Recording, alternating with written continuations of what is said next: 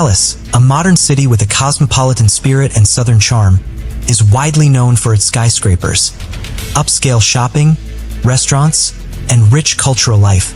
It has many historic districts such as the West End with its late 19th century buildings and futuristic landmarks, shimmering glass towers and skyscraper spires that serve as the city's main landmarks. Dallas is a city where modern metropolitan life is infused with natural beauty. There are more than 30 parks in different parts of the city. The Gable Park residential complex is located at the center of Dallas Cheek. Living here itself offers a vibrant, exclusive lifestyle and exquisite, unique experiences. The high-rise building is elegant in appearance, has a parking garage and concierge. It is a vibrant and luxurious apartment building with a landscaped saltwater pool, fitness studio, and gourmet coffee bar in uptown Dallas. It's a quiet and safe place with no crowds of tourists or neighborhood residents strolling by. On September 2, 2015, at 7:42 p.m., a car entered the Gable Park parking lot. The car parked, and a beautiful young woman got out. She had a shopping bag in her hands. She slammed the door shut, stepped away from the car, and a minute later, 2 gunshots rang out. With the business completed, the dark figure quickly jumped into a black Jeep Cherokee that pulled up and fled the apartment complex. Local resident Hashim Saad, who was walking to the parking lot to pick up his car, saw the injured woman and called the emergency services. Officers arrived at the scene of the tragedy and found the injured woman. Unfortunately, she was already dead. The victim turned out to be 35-year-old Kendra Hatcher. Kendra K. Hatcher was born February 3, 1980, to Reagan Hatcher and Bonnie Gibson Jameson Colley in Springfield, Sangamon County, Illinois. Her parents divorced and her mother married Bruce Jameson. She was not an only child. She had 3 sisters, Jamie Kaufman, Ashley Lipscomb, Melissa Jameson, and 1 brother, Neil Hatcher. She grew up in Pleasant Plains and studied dentistry there. After her divorce in 2010, she moved to Dallas where she began working at Smilazona Dental Studio. Kendra had a strong Christy and faith and wanted to use her dental skills to help others. For example, the clinic provided services to disadvantaged children completely free of charge. In her spare time, Kendra taught Bible studies and participated in volunteer programs that included building churches overseas and providing free dental services to children in Ecuador. Dallas was welcoming to the young professional. Kendra's professional life quickly gained momentum and her personal life flourished as well. On May 24, 2015, Kendra began dating Dr. Ricardo Paniagua. Kendra and Ricardo met through a dating app, and from their first date, they were inseparable. They both had similar values, interests, and wanted the same things in life. Ricardo was finishing his residency in dermatology at the University of Texas Southwestern Medical Center, and even though they had only been in a relationship for a few months, the young men were already discussing their upcoming marriage. However, an incident in a parking lot took the life of his beloved woman and cut short all future plans. Investigators who arrived at the scene of the massacre examined the crime scene and put forward the version of robbery as Kendra's purse and some valuables were missing. Bullet fragments and a gun magazine were found on the ground next to her body. However, the manner of shooting and the traces of the gunshot pushed the robbery version to the background. 1 bullet struck the woman in the back and the other in the head. The entry wound from the bullet was at the top of the head and it exited through the chin, indicating that Kendra had her hands up and behind her head when she was shot. The murder theory was confirmed when it was possible to obtain CCTV footage and reconstruct a picture of what happened. As a result, by the age of 13, he was struggling academically and had a fragile psyche. Once unable to bear such a life, Steinkind attempted to hang himself, but was fortunately stopped in time.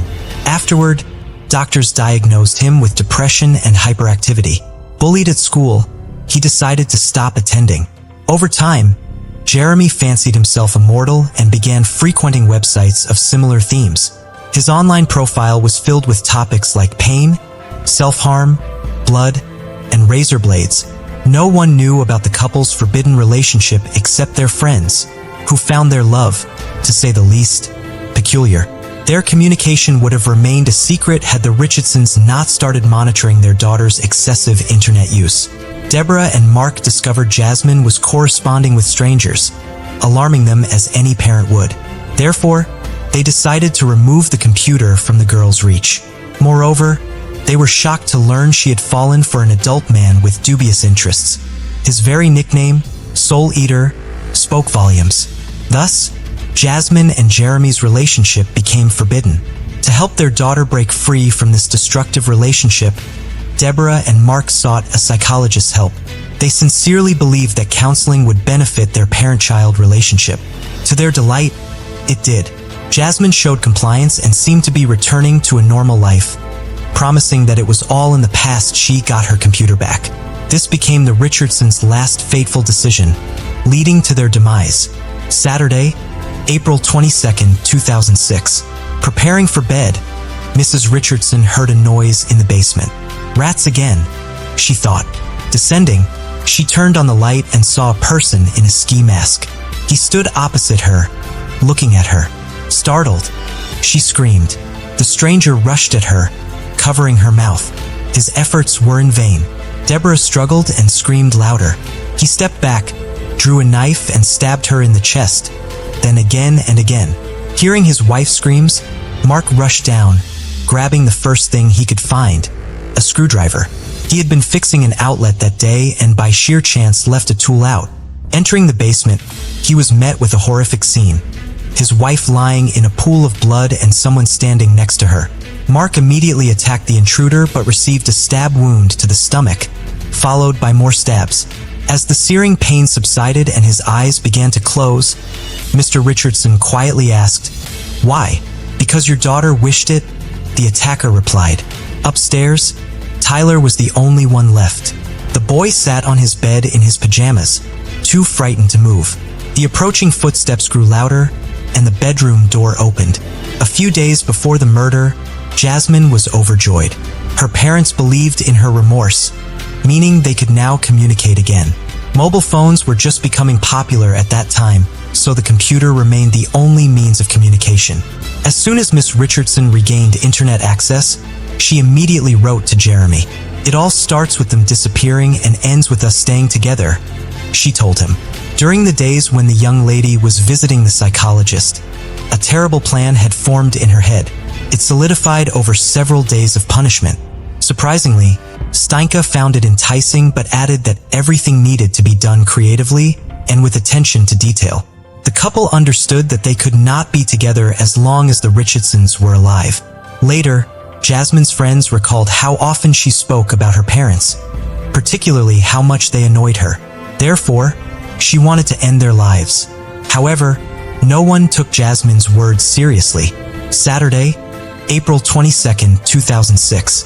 Garrett headed across the street to his friend Tyler's house. The boy wanted to play.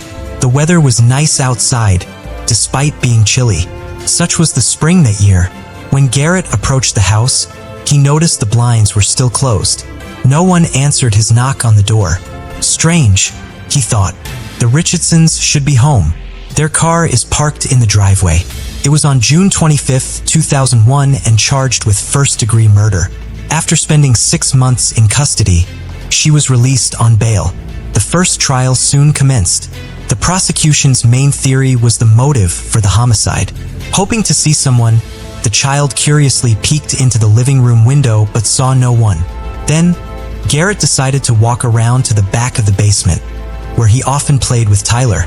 Peeking through the window, he saw something strange on the floor. It appeared to be 2 silhouettes in a pool of blood. The boy informed his mother. Skeptical, she decided to check on the family across the street. They approached the house together. Garrett pointed to the window he had looked through earlier. The woman looked in and recoiled in horror. She immediately called emergency services. Something happened at the Richardsons. They seemed to be lying in the basement floor, all in blood, the neighbor reported. The police arrived promptly. Breaking down the front door, they descended to where Garrett and his mother had seen something. Entering the dark basement, the officers had difficulty recognizing the people lying on the ground. Their bodies were mutilated and bloodied, but there was no doubt. It was Mark and Deborah Richardson, and they were deceased. Blood was everywhere, on the floor, walls, even the ceiling. A bloody mess. No other way to describe what was before them. Later, the police searched the house. In the upstairs children's room, they found a small child.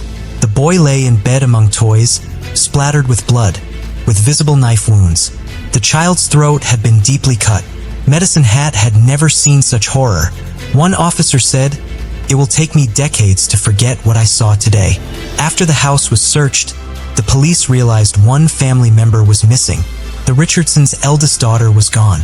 Officers worried she might be in danger. Everything indicated the attack occurred in the basement and the child's room. The rest of the house was undisturbed, and at first glance, nothing was missing. The state of the body suggested the crime occurred the previous night. Apparently, the perpetrator broke into the house and attacked the boy and his parents. Then what happened to Jasmine, and where was she? The police began to construct theories about what had happened. Perhaps by some stroke of luck, the girl was somewhere outside the home safe, or the perpetrator had abducted her and was now harming her. Or maybe a ransom demand from relatives would come with time. However, as time passed, there were no clear answers. Soon detectives turned to the media requesting help in the search for the missing girl. They hoped Jasmine would make contact or someone would provide valuable information. Meanwhile, the investigation into the crime continued. Investigators interviewed relatives, friends, and colleagues about all aspects of the slain family's life. Did they have any adversaries or enemies capable of such a heinous act? However, the more the investigation progressed, the clearer it became. There was no reason to wish death upon anyone in the Richardson family. They were truly wonderful people, faithful spouses and loving parents, except for the eldest daughter. Officers learned that the girl had been causing quite a bit of trouble lately. Therefore, the tone of media announcements changed. This time, the investigation wanted to locate a person of interest. It was entirely possible that the girl knew details about the crime, or she might have been involved in it. Considering the suspect's age, the media could no longer publish her real name, as per Canadian law. Thus, news agencies began to refer to Jasmine Richardson as JR. After it became known about her relationship with Jeremy Stunink, the couple was declared wanted. Initially, the search for the young lovers began among their friends and acquaintances, thinking they might be hiding out with them. However, this lead proved to be a dead end for the police, but they did uncover something intriguing. A few hours after the crime, the young couple was spotted at a restaurant and at a party hosted by an acquaintance. Someone from their circle of friends mentioned that Jasmine appeared unchanged. There was no indication she had been abducted or was in a state of shock. She was drinking and having fun. When friends asked how they managed to escape from her parents, Jasmine laughed, "Jeremy and I just took care of them." "Yes," the boy agreed. "I carved them up like fish." The party guests laughed, thinking at a grim joke, unaware that the statement was true. The involvement in the crime was also confirmed by a comic found in Jasmine's school locker, where she detailed how she would deal with each of her family members, with her boyfriend as her accomplice. Photos of the suspects were distributed widely.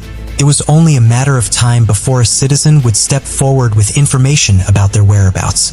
Soon enough, information came in. The couple was spotted in the community of Letter, Saskatchewan, approximately 130 kilometers from Medicine Hat. Caught off guard, Jasmine Richardson and Jeremy Steinko were found sleeping peacefully in a pickup truck. Without resistance, they were taken to the police station. Naturally, the couple was interrogated separately, starting with Jasmine. She shared that she was deeply in love with Steinko and he reciprocated her feelings. However, the difference in age and social status was a barrier between them. According to Jasmine, the Richardsons would never have accepted their relationship. Therefore, Jeremy committed the ultimate act of love. He ended her parents' lives, providing them the chance to be together. When detectives asked if Jasmine was involved in the crime, she said, "I wasn't home when the crimes occurred. I didn't know about what had happened. After I found out, I accepted it. I loved Jeremy very much, so I ran away with him." Detectives needed to determine who was the main instigator. Since breaking the suspects proved difficult, the investigation used a cunning strategy. They placed an informant in the cell with Jeremy, who skillfully extracted details that contradicted Jasmine's statements. Jeremy confessed to the informant that the plan to end her parents' lives was Jasmine's idea. Initially, he was not supportive, but agreed after they discovered the forbidden love and took away her computer. I took care of Deborah and Mark Richardson, and Jasmine took care of her younger brother herself. She literally begged me to leave Tyler for her, though I was glad to settle scores with all of them, Jeremy cruelly revealed. After this confession, investigators confronted Miss Richardson with the recording. She had no choice but to confess to everything, admitting she stabbed her younger brother out of mercy, not wanting to leave him an orphan. Later, the couple shared their social media profiles and passwords with the investigation, which began to examine their correspondence. They had sent each other thousands of messages confirming Jeremy's statements indeed conceived the plan on her own. Steinke wrote that Jasmine was the only person who supported and approved of his tastes, replacing the society he felt alienated from. Fearing he would lose her, he helped realize the dreadful idea. I want to slit their throats. They will regret what they have done, especially when I make sure they're gone. They'll pay for the insults. Finally, there will be silence. Their blood will be the payment. Jeremy supported his beloved. His friends also reported that just a few hours before the attack, they watched the 1994 film Natural Born Killers, which portrays a couple committing 9 heinous murders. This story inspired their friend, who said he wanted to enact a similar plan with his girlfriend. I think it's the best love story of all time, Steinke said. With sufficient evidence at hand, the suspects were charged with 3 counts of homicide. The detectives pieced together the confessions of the accused, witness testimonies, and other case evidence to form a clear picture of the crime. Before the act, Jeremy was intoxicated. Jasmine led him into the house and guided him to the basement, where he attacked her mother. Deborah was the first to die, suffering 12 stab wounds across her body. The deepest wound pierced her chest, reaching 12 centimeters deep and striking her heart. In a rage, Jeremy mercilessly continued his assault on Mark, who sustained 24 wounds, 9 of which were in the back. Like his wife, the family patriarch bled out on the basement floor. Tyler Richardson was the last to die, while Steinke was dealing with the parents downstairs, inflicted 5 stab wounds on her younger brother upstairs. After Jeremy finished, he went upstairs to help his girlfriend with the child, coldly slashing the boy's throat as if carving a pumpkin. Afterward, Jeremy went home to wash off the blood, while Jasmine caught a taxi to a restaurant where the couple had agreed to meet.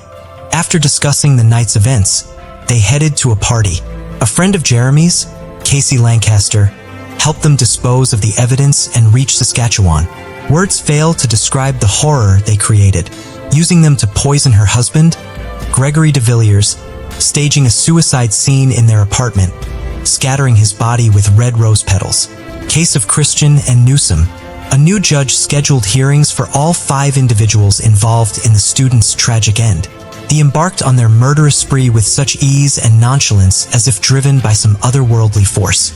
It is shocking that during interrogations and their time in custody, not a word of regret or remorse was uttered for their actions. While detained, they wrote letters to each other calling themselves legends and immortals. In one letter, Steinke proposed to Richardson, who joyfully accepted. Then, unexpectedly, their mad love began to fade like last year's snow. During the trial, they shifted the blame onto each other. In June 2007, Jasmine Richardson was the first to stand trial. She pleaded not guilty, claiming to have been in a zombie-like state and unable to act while Jeremy was killing her family.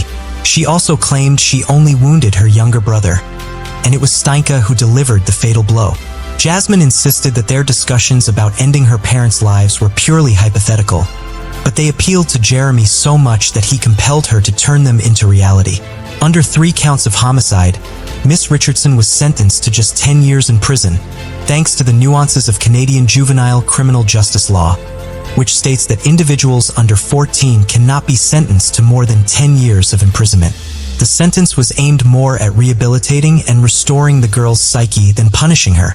In 2008, Jeremy Steinke's trial commenced. He insisted he had no initial intention of ending the lives of his girlfriend's parents.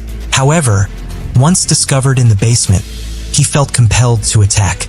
He claimed he did not harm Tyler, suggesting Jasmine was responsible while he merely watched from the doorway.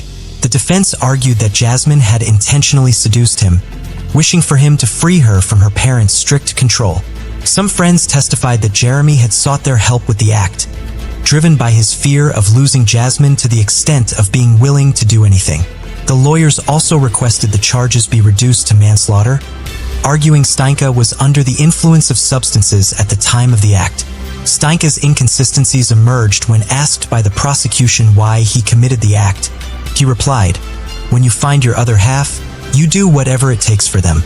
Throughout the trial, he remained indifferent to the proceedings, but broke down when Jacqueline May, his mother, testified in his defense.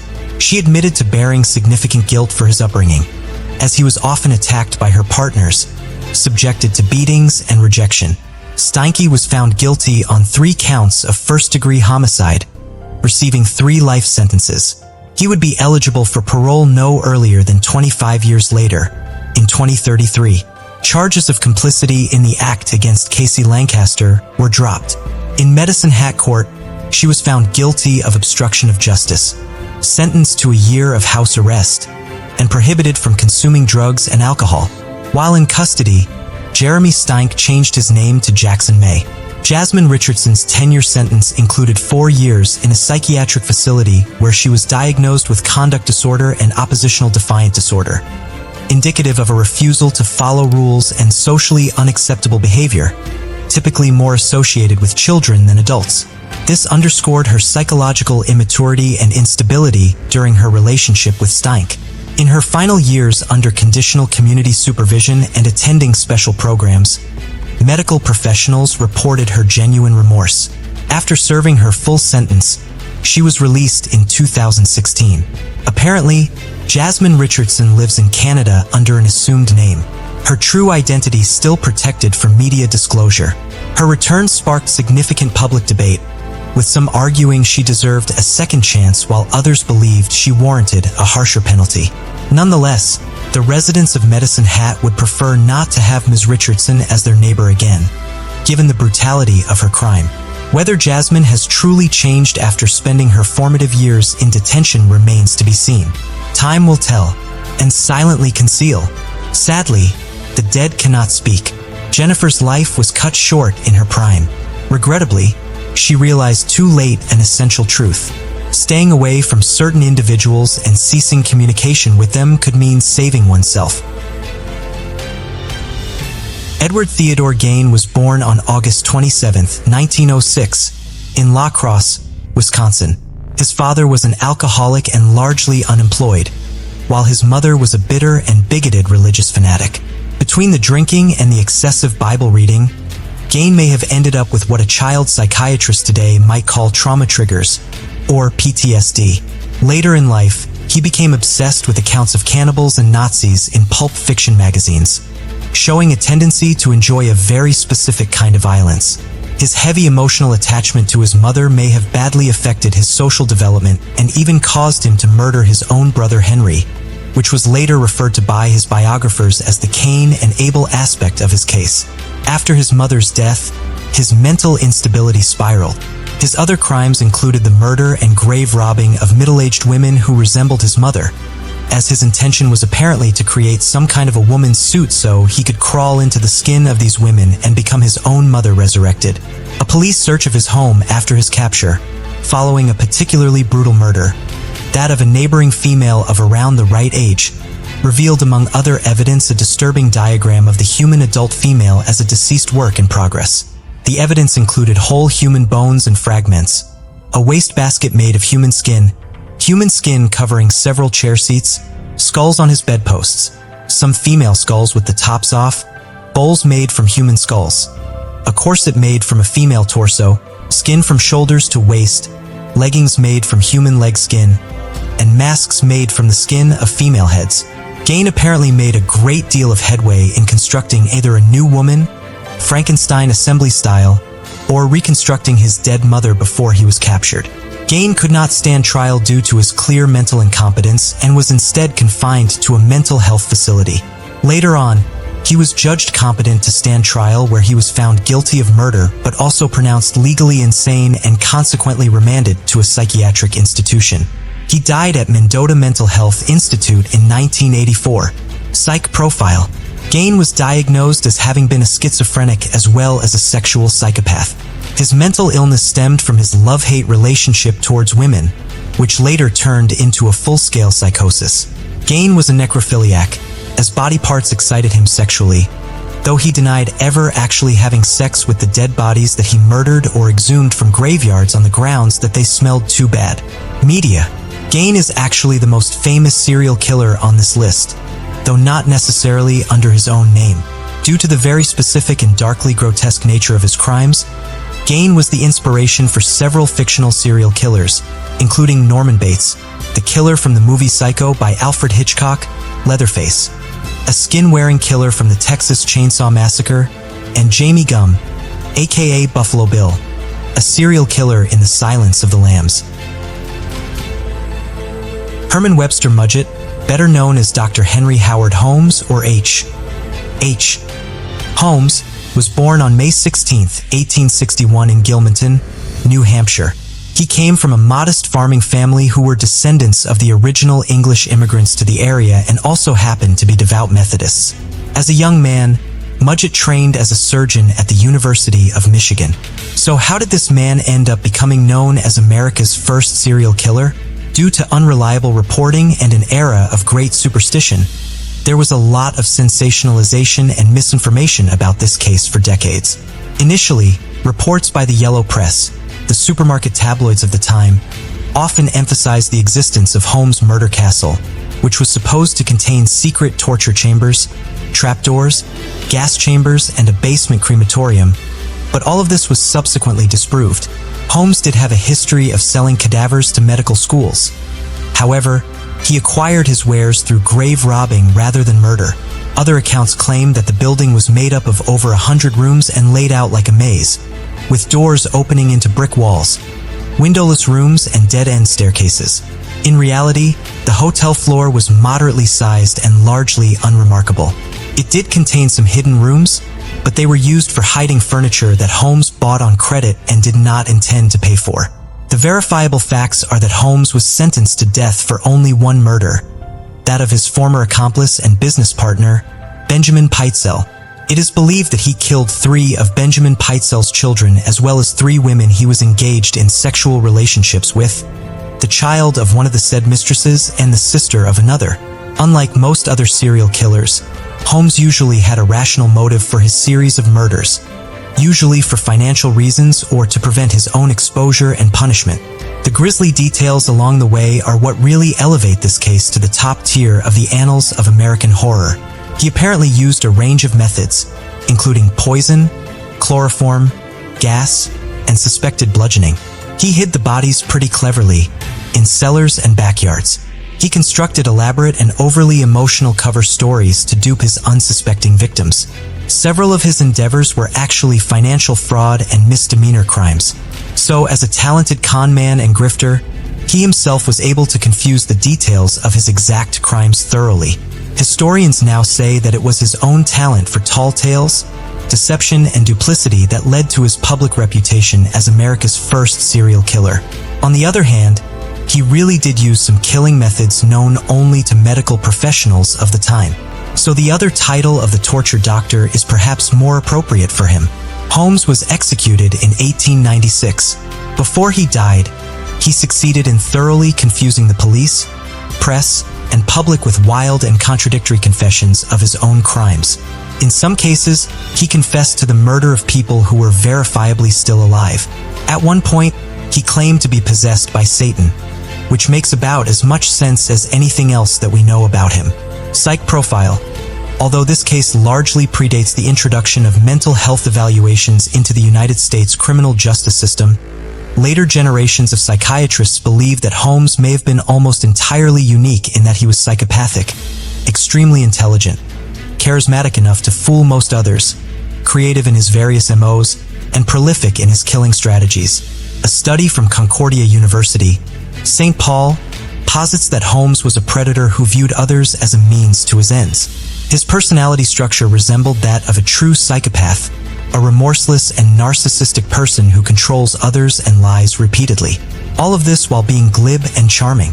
Media. There have been multiple books and depictions of Holmes in popular media across the last century. A few of the most famous are the 2006 episode of the U.S. television drama series Supernatural, where the ghost of H.H. Holmes returns to kidnap people. In 2017, the History Channel aired an 8-episode limited docu-series entitled American Ripper, in which Holmes' great-great-grandson, Jeff Mudgett, along with former CIA analyst Amaryllis Fox, investigated Holmes' life to try and prove that Holmes was also the infamous London serial killer Jack the Ripper.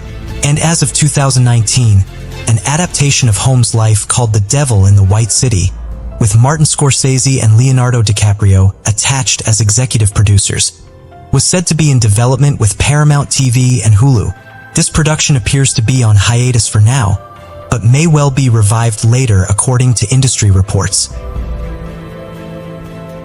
Eileen Lee Carol Wuornos was born February 29, 1956, in Rochester, Michigan. Her father was a convicted child molester who later killed himself in prison. Wuornos' mother abandoned her and her brother when they were young, leaving them with her parents, Wuornos' grandparents, and their children.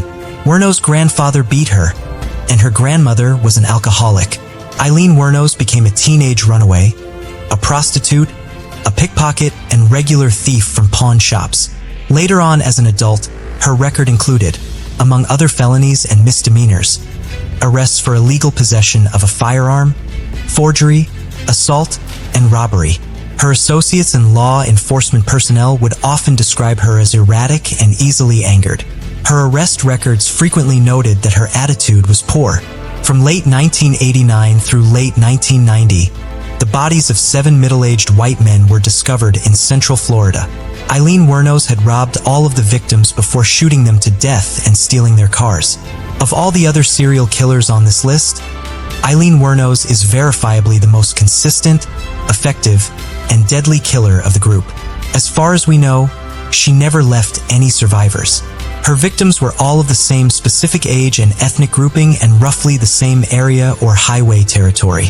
And the MO or modus operandi that she used was so similar in every case that as of today, Wuornos is considered a textbook case of a classic serial killer, repeating her murders with regular and pinpoint accuracy. Her victims included Richard Mallory, who was shot multiple times in the chest, David Spears, who was shot 6 times in the torso, Charles Carskadden, who was shot 9 times in the chest and stomach, Troy Burress, who died of 2 gunshots to the torso, Charles Dick Humphreys, who suffered multiple gunshots to the head and torso, Walter Antonio, who was shot 4 times in the back and head. In an interesting side note, the FBI profiler Robert K. Ressler briefly mentioned Eileen Wuornos in his autobiographical history of his 20 years with the FBI. Writing in 1992, he said he often does not discuss female serial killers because they tend to kill in sprees instead of in a sequential fashion. He said Wuornos was the sole exception known to him at the time. Her methods were successful enough that she might have evaded capture indefinitely if her girlfriend Tyria Moore hadn't snitched on Wuornos to the FBI to avoid her own criminal charges of complicity in the murders. Eileen Wuornos was executed in 2002 in Florida after 12 years of imprisonment on death row. Psych profile. According to the psychopath checklist, Wuornos was found to have a strongly psychopathic personality with a score of 32. The cutoff score for psychopath is 30 out of 40 in the United States. Wuornos was also diagnosed with other issues in prison, and it was officially determined that she had both borderline personality disorder and antisocial personality disorder. Media. As America's most famous female serial killer, Wuornos is a celebrity in her own right and was intensively discussed and represented in the media. But her biggest moment in the spotlight came when she was portrayed by the South African origin Hollywood star Charlize Theron in the movie Monster, released in 2003. Wuornos was reportedly disgusted with what she saw as her exploitation by the media without her permission, though she could hardly claim any copyright violation of her crimes against humanity. Theron, on the other hand, went on to win the Oscar for Best Actress for her stellar performance. Dean Corell was born on December 24, 1939, in Fort Wayne, Indiana. He was reportedly a loner growing up and was often trapped in conflict between two hostile parents who later went through a contentious divorce. After many years of working hard in the family business, which was a candy company, and including his years in the military where he first realized his own homosexual orientation, Corell's sense of personal relationships grew darker and more disturbed. Between 1970 and 1973, Dean Corell killed a minimum of 28 victims, which is to this day suspected to be a conservative estimate. It is possible that all the bodies could not be found, but according to the available evidence, all of his victims were males, aged 13 to 20, the majority of them in their mid-teens. Most of the victims were abducted from Houston Heights, which was then a low-income neighborhood northwest of downtown Houston. For most abductions, he was assisted by one or both of his teenage accomplices, David Owen Brooks and Elmer Wayne Henley. Several victims were friends of one or both of Corell's accomplices. Others were individuals with whom Corell had himself become acquainted prior to their abduction and murder. And two other victims, Billy Balch and Gregory Malleywinkle, were former employees of the Corell Candy Company. Corell's victims were usually lured into either one of the two vehicles that he owned, a Ford Econoline van or a 1969 Chevrolet Corvette that he is known to have purchased. The enticement was usually an offer of a party or a lift, and the victim would be driven to Corell's house. Once there, the youths would be given alcohol or other drugs until they passed out, tricked into donning handcuffs or simply grabbed by force. They were then stripped naked and tied to either Corell's bed or usually a plywood torture board, which was regularly hung on a wall. Once manacled, the victims would be sexually assaulted, beaten, tortured, and sometimes after several days, killed by strangulation or shooting with a .22 caliber pistol. Their bodies were then tied in plastic sheeting and buried in discreet locations nearby.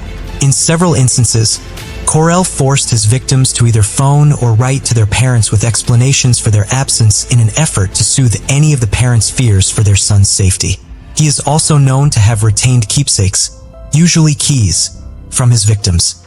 He was often referred to as the Candyman or the Pied Piper due to his connection to his family firm, the Corell Candy Company. He was said to have had a habit of handing out free candy to kids, and later on, this turned out to be horrifyingly similar to his habit of enticing young men with special treats to trust him, right up to the point where they were captured, tortured, and murdered by the Candyman. Dean Corell died in 1973 after a violent dispute and shooting incident after bleeding out from gunshot wounds inflicted by one of his own accomplices, Elmer Wayne Henley. In his case, there were no legal proceedings since his case was discovered post-mortem. All of the details in the police records were revealed by Henley, other accomplices, and the family members of past victims. Corell was so good at concealing his true nature throughout his life that he remains a mysterious figure to this day. Psych profile. Although Dean Corell was never captured alive and never diagnosed with any mental illness or known conditions, some of his actions seem to indicate the characteristics of a dissociative identity disorder.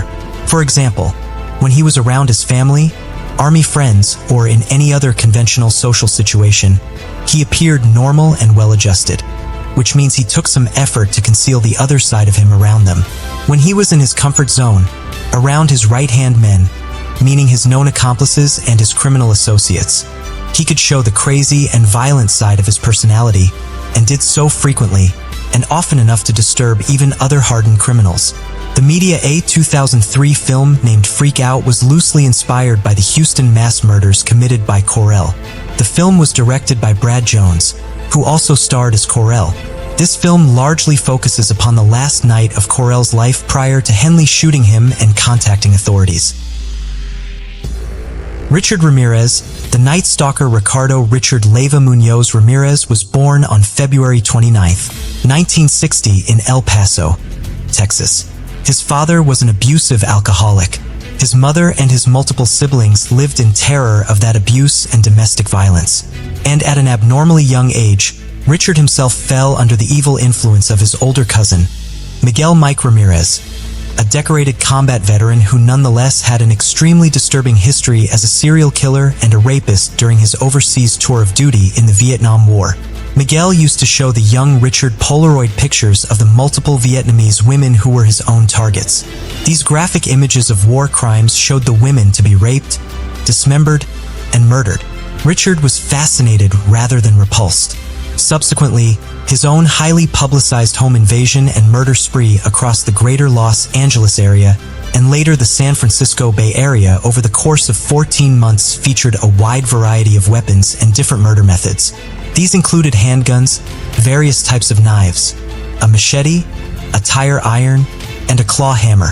Richard Ramirez was known to attack by punching, pistol whipping, and strangling many of his victims, both manually with his hands and in one instance with a ligature.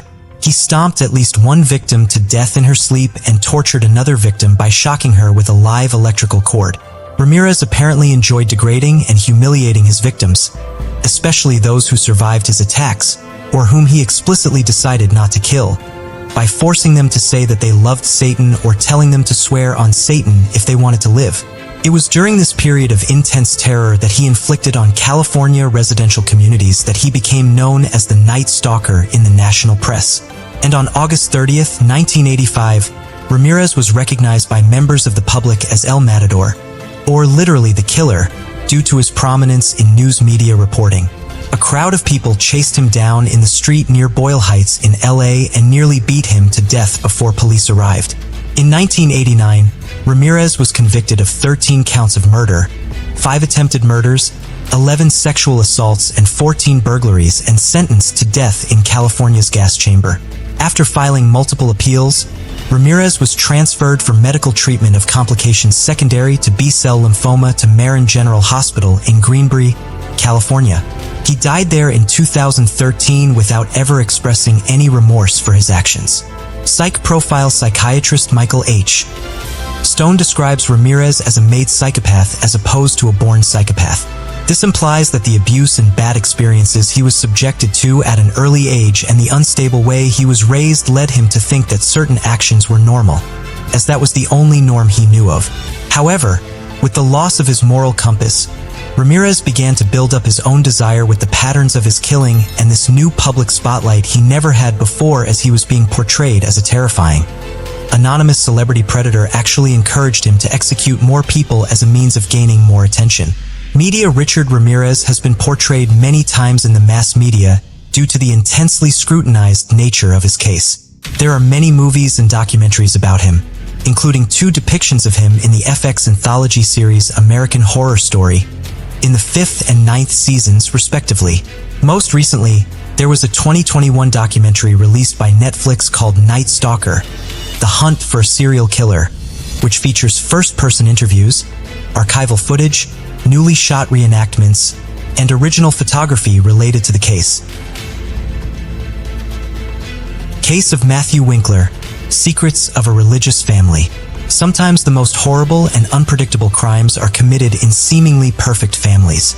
Of course, even in the most prosperous unit of society can come crisis, which will be unnoticed by others, but literally poison the lives of all members of the family and eventually lead to tragedy. The Winklers, in the town of Selmer, were considered by many to be a model family. The young pastor, his wife, and their 3 daughters looked happy, had everything they needed for a comfortable life, were healthy and successful, but in a quiet pool, as they say. In this case, many questions remained unanswered because we heard only one version of what happened, and the story itself became the subject of the book, Sex and Murder: Secrets of a Pastor. March 22, 2006, the small town of Selmer, Tennessee, shook the terrible news.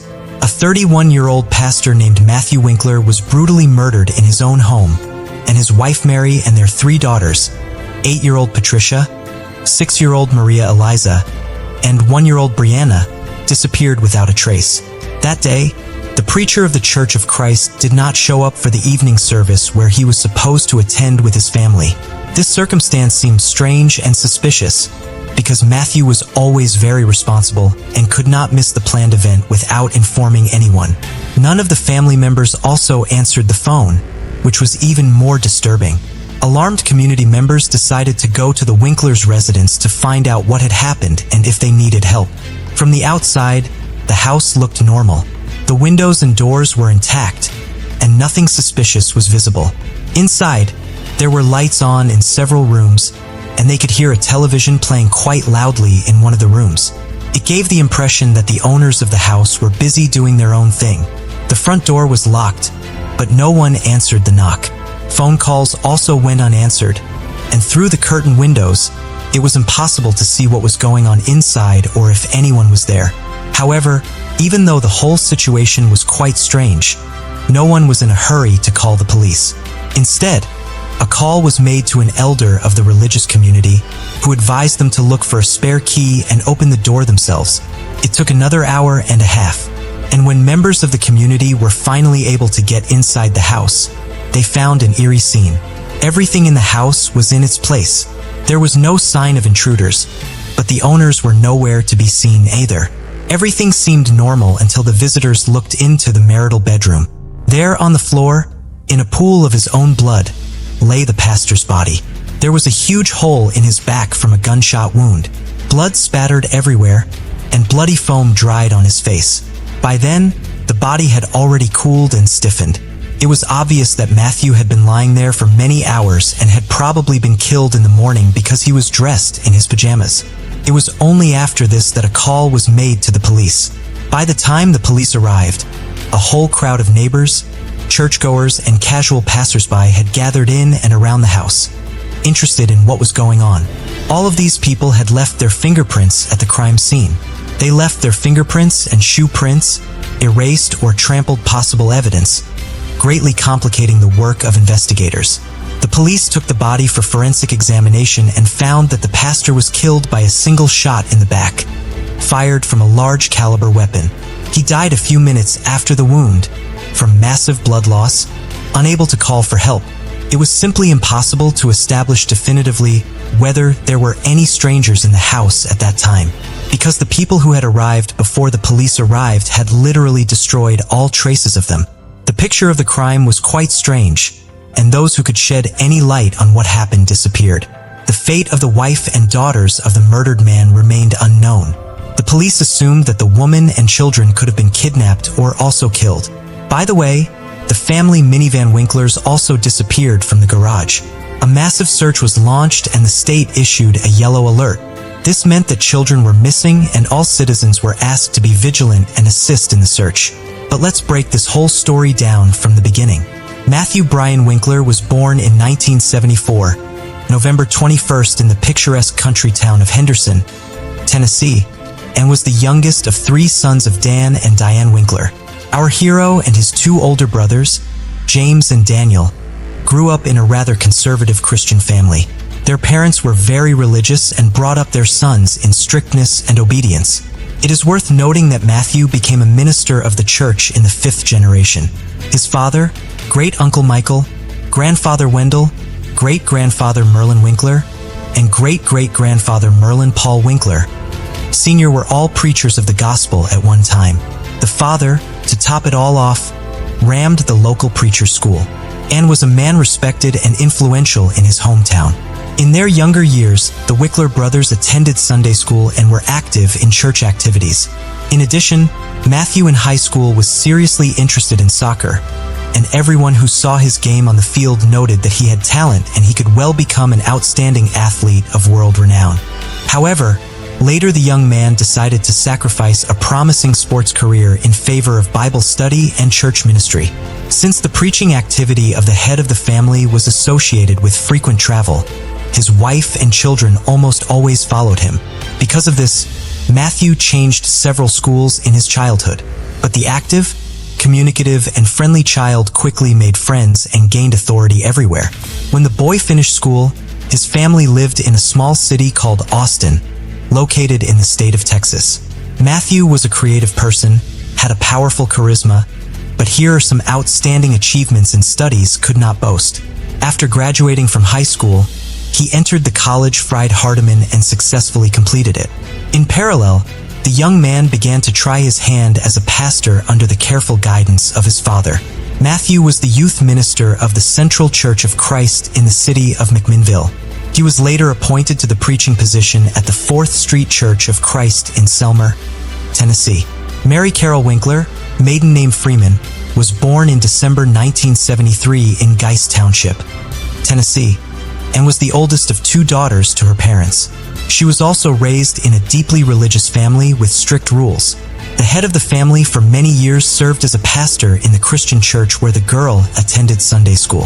A few years later, a second daughter was born to the family and named Patricia. Unfortunately, the girl was born prematurely and had a number of serious health problems, including cerebral palsy, encephalitis, epilepsy, and mental retardation.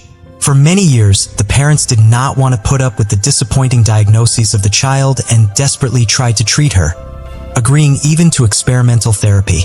However, it did not bring any particular improvement. Mary tenderly loved her little sister, always treated her with awe and cared for her as best she could. But in 1987, when 10-year-old Patricia was bathing in the bathtub, her older sister was only a minute away to take something from the bathing accessories. And at that very moment, the girl had another epileptic seizure. When Mary returned to the room, her sister was no longer breathing, and all attempts to resuscitate her had come to nothing. For a 13-year-old girl, it was a huge shock and the first loss in her life. She blamed herself for the tragedy and was on the verge of a nervous breakdown. Teachers who saw the deplorable state of Mary sent her to the school psychologist, working with whom she helped. But her father, learning about what was happening, made a scandal and forbade his daughter to go to these sessions, saying that such problems are discussed only within the family. In fact, the girl never received real moral support from her parents. Mary grew up modest and quite shy. She tried to avoid any conflicts, and after the tragic death of her little sister, she became withdrawn. Since her father did not allow her to seek help from a specialist, the trauma over the years has resulted in serious psychological problems.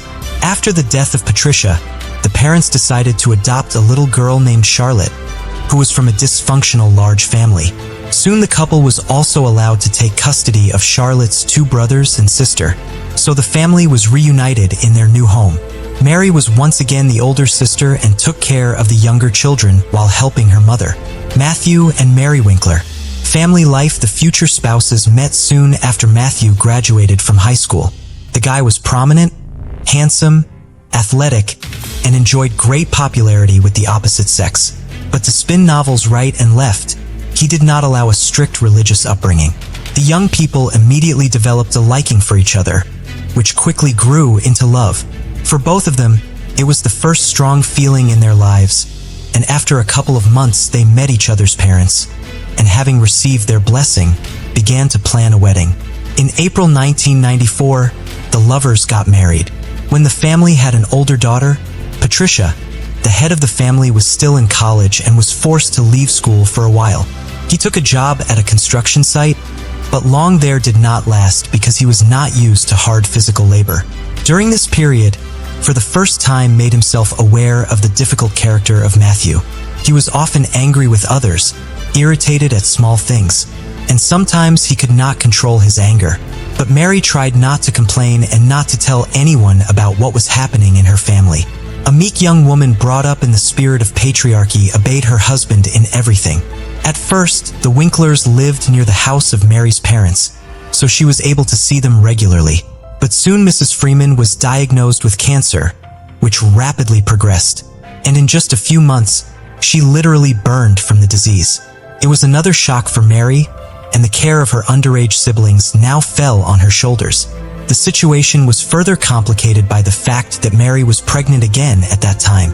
But soon after the birth of their second daughter, the family moved to another city, where they bought their own small house. After the move, Mary was completely absorbed in the care of the baby and almost stopped communicating with her father, as well as with younger brothers and sisters, who were too demanding and constantly needed attention. In addition, the young mother began to suffer from severe postpartum depression. Everyone who was closely acquainted with the family Winkler noted some oddities in the character and behavior of Mary. The young woman was characterized as an introvert and even sociophobic. She did not communicate with anyone. It was difficult for her to make new acquaintances, much less friendships. She suffered from mood swings, was prone to melancholy, and any little thing could bring her to tears. While Matthew was building his career as a pastor, his wife became increasingly withdrawn. The situation became even more complicated when Mary once again became pregnant, and a few months later, she learned that the fetus had died in her womb. Such news strongly shook Mary, who was looking forward to the appearance of this child and very much dreamed of a large, friendly family. Again, to see the long-awaited 2 stripes on the pregnancy test she could only 2 years later, and her happiness was unbounded. This time, hid her pregnancy for a long time, as if afraid of something. She did so until her situation became obvious. Once again, everyone began to talk about Mary's strange behavior and pathological reticence. The strange behavior of Mrs. Winkler was associated not only with the severe psychological trauma she suffered in childhood, but also with a very unhealthy environment within her own family, which only undermined her already unstable nervous system. The head of the family was a man of authority and demanded unconditional obedience. Despite the fact that in public the Winklers looked like an ideal married couple, where there was trust, mutual respect, and harmony, in reality, their neighbors have repeatedly heard how the husband shouted and snapped at his wife for no apparent reason. No one could even imagine that a respected pastor could raise a hand on his wife until one day Mary had a huge black eye. Despite the fact that she denied the fact of domestic violence and said that it was an accident, the city quickly spread rumors about the cruelty of a young preacher who beats the mother of his children. In addition, Matthew at some point developed an irresistible urge to experiment in bed.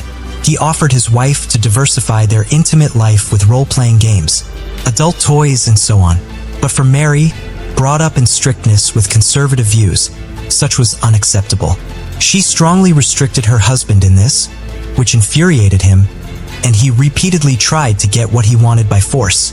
One day, after another abuse in bed, Mary called her only close friend in tears and complained to her about the situation.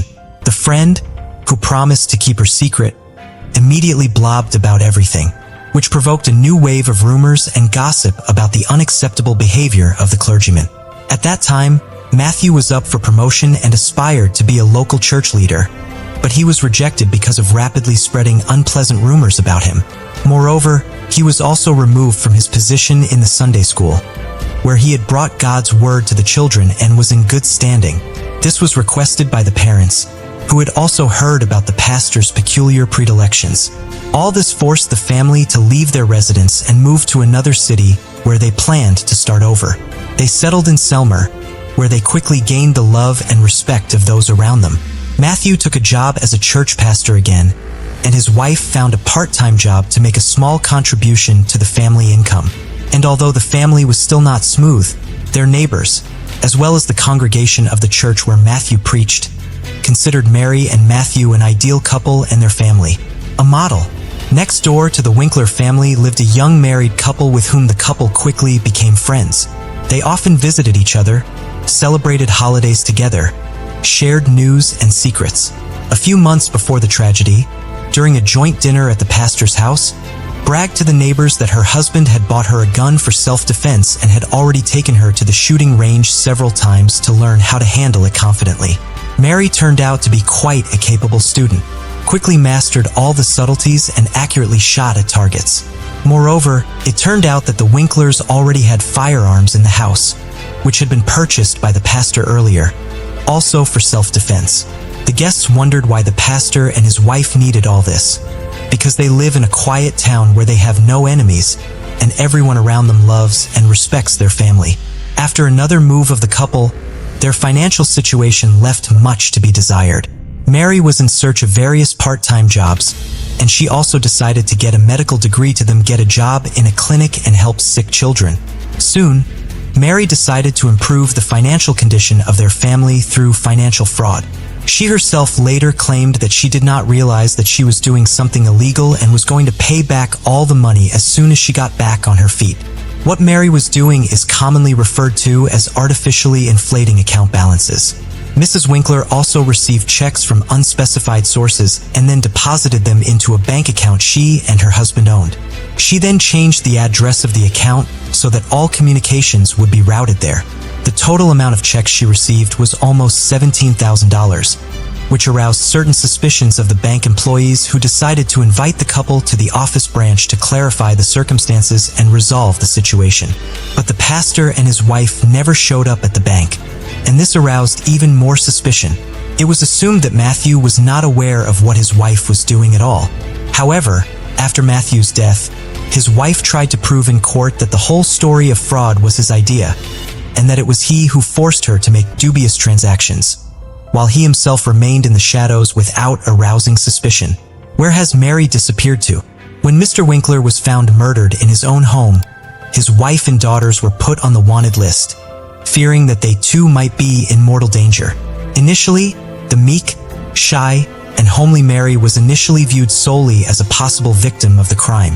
However, after talking to neighbors and receiving information from the bank about financial fraud, she became the main suspect in the murder of her own husband.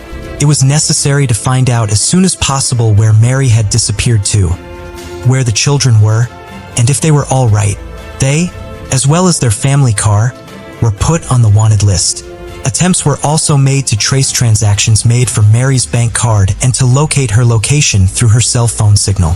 Mary was found just a day later in an Alabama resort town where she and her children were having fun at a local amusement park. It was as if the mother wanted to give her children one last party, realizing that she would soon be going to prison and would see her girls very soon. When the family was taken to the police station to testify, the two older daughters confidently told the same story. According to them, intruders broke into the house and injured their dad, and their mom picked up a gun to protect them. They were then forced to run for their lives.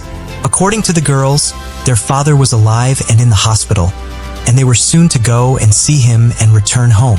What exactly happened in the house, as it turned out, Patricia and Maria Eliza did not see, and learned about the events from the words of their mother. They only heard a gunshot and glimpsed their father lying on the floor, and then their mother put them in the car and they drove away.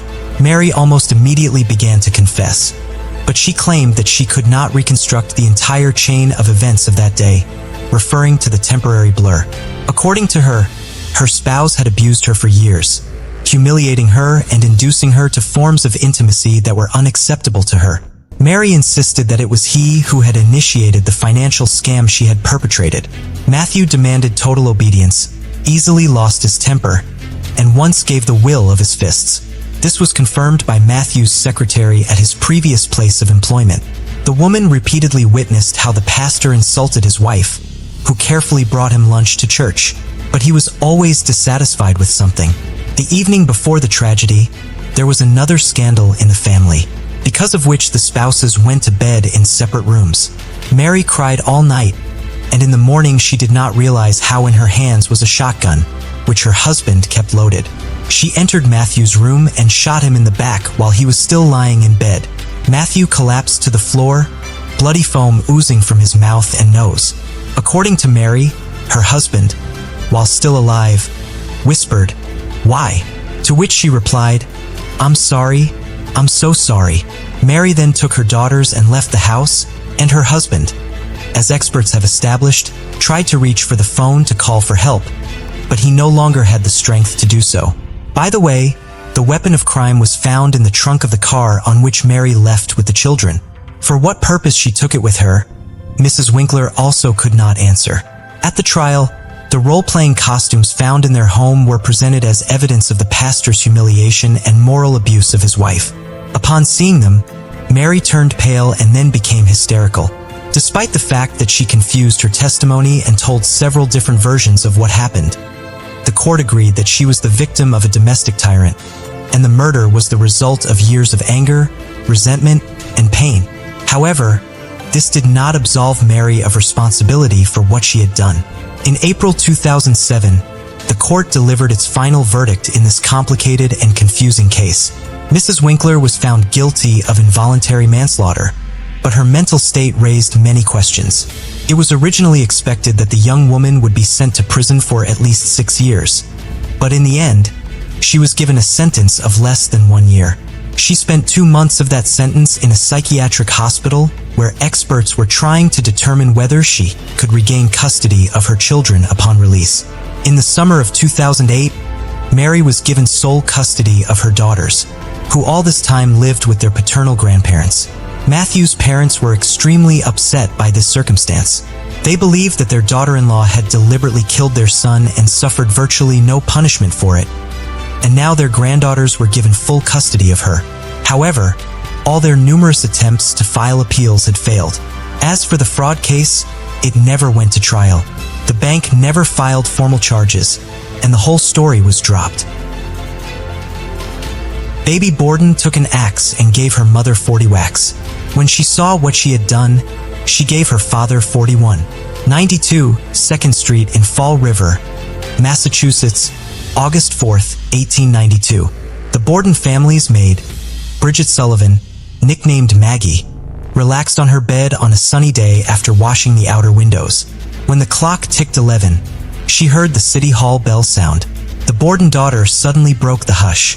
"Come down, Maggie. Come down quickly. Father is dead. Someone killed him inside." Maggie called the police. Andrew Borden's body was hacked almost beyond recognition. When the police arrived, they covered his body. Then they searched downstairs for evidence of an intruder. By that time, Adelaide Churchill, a neighbor who had come to comfort the Borden daughters, made a gruesome discovery on the second floor of the Borden home.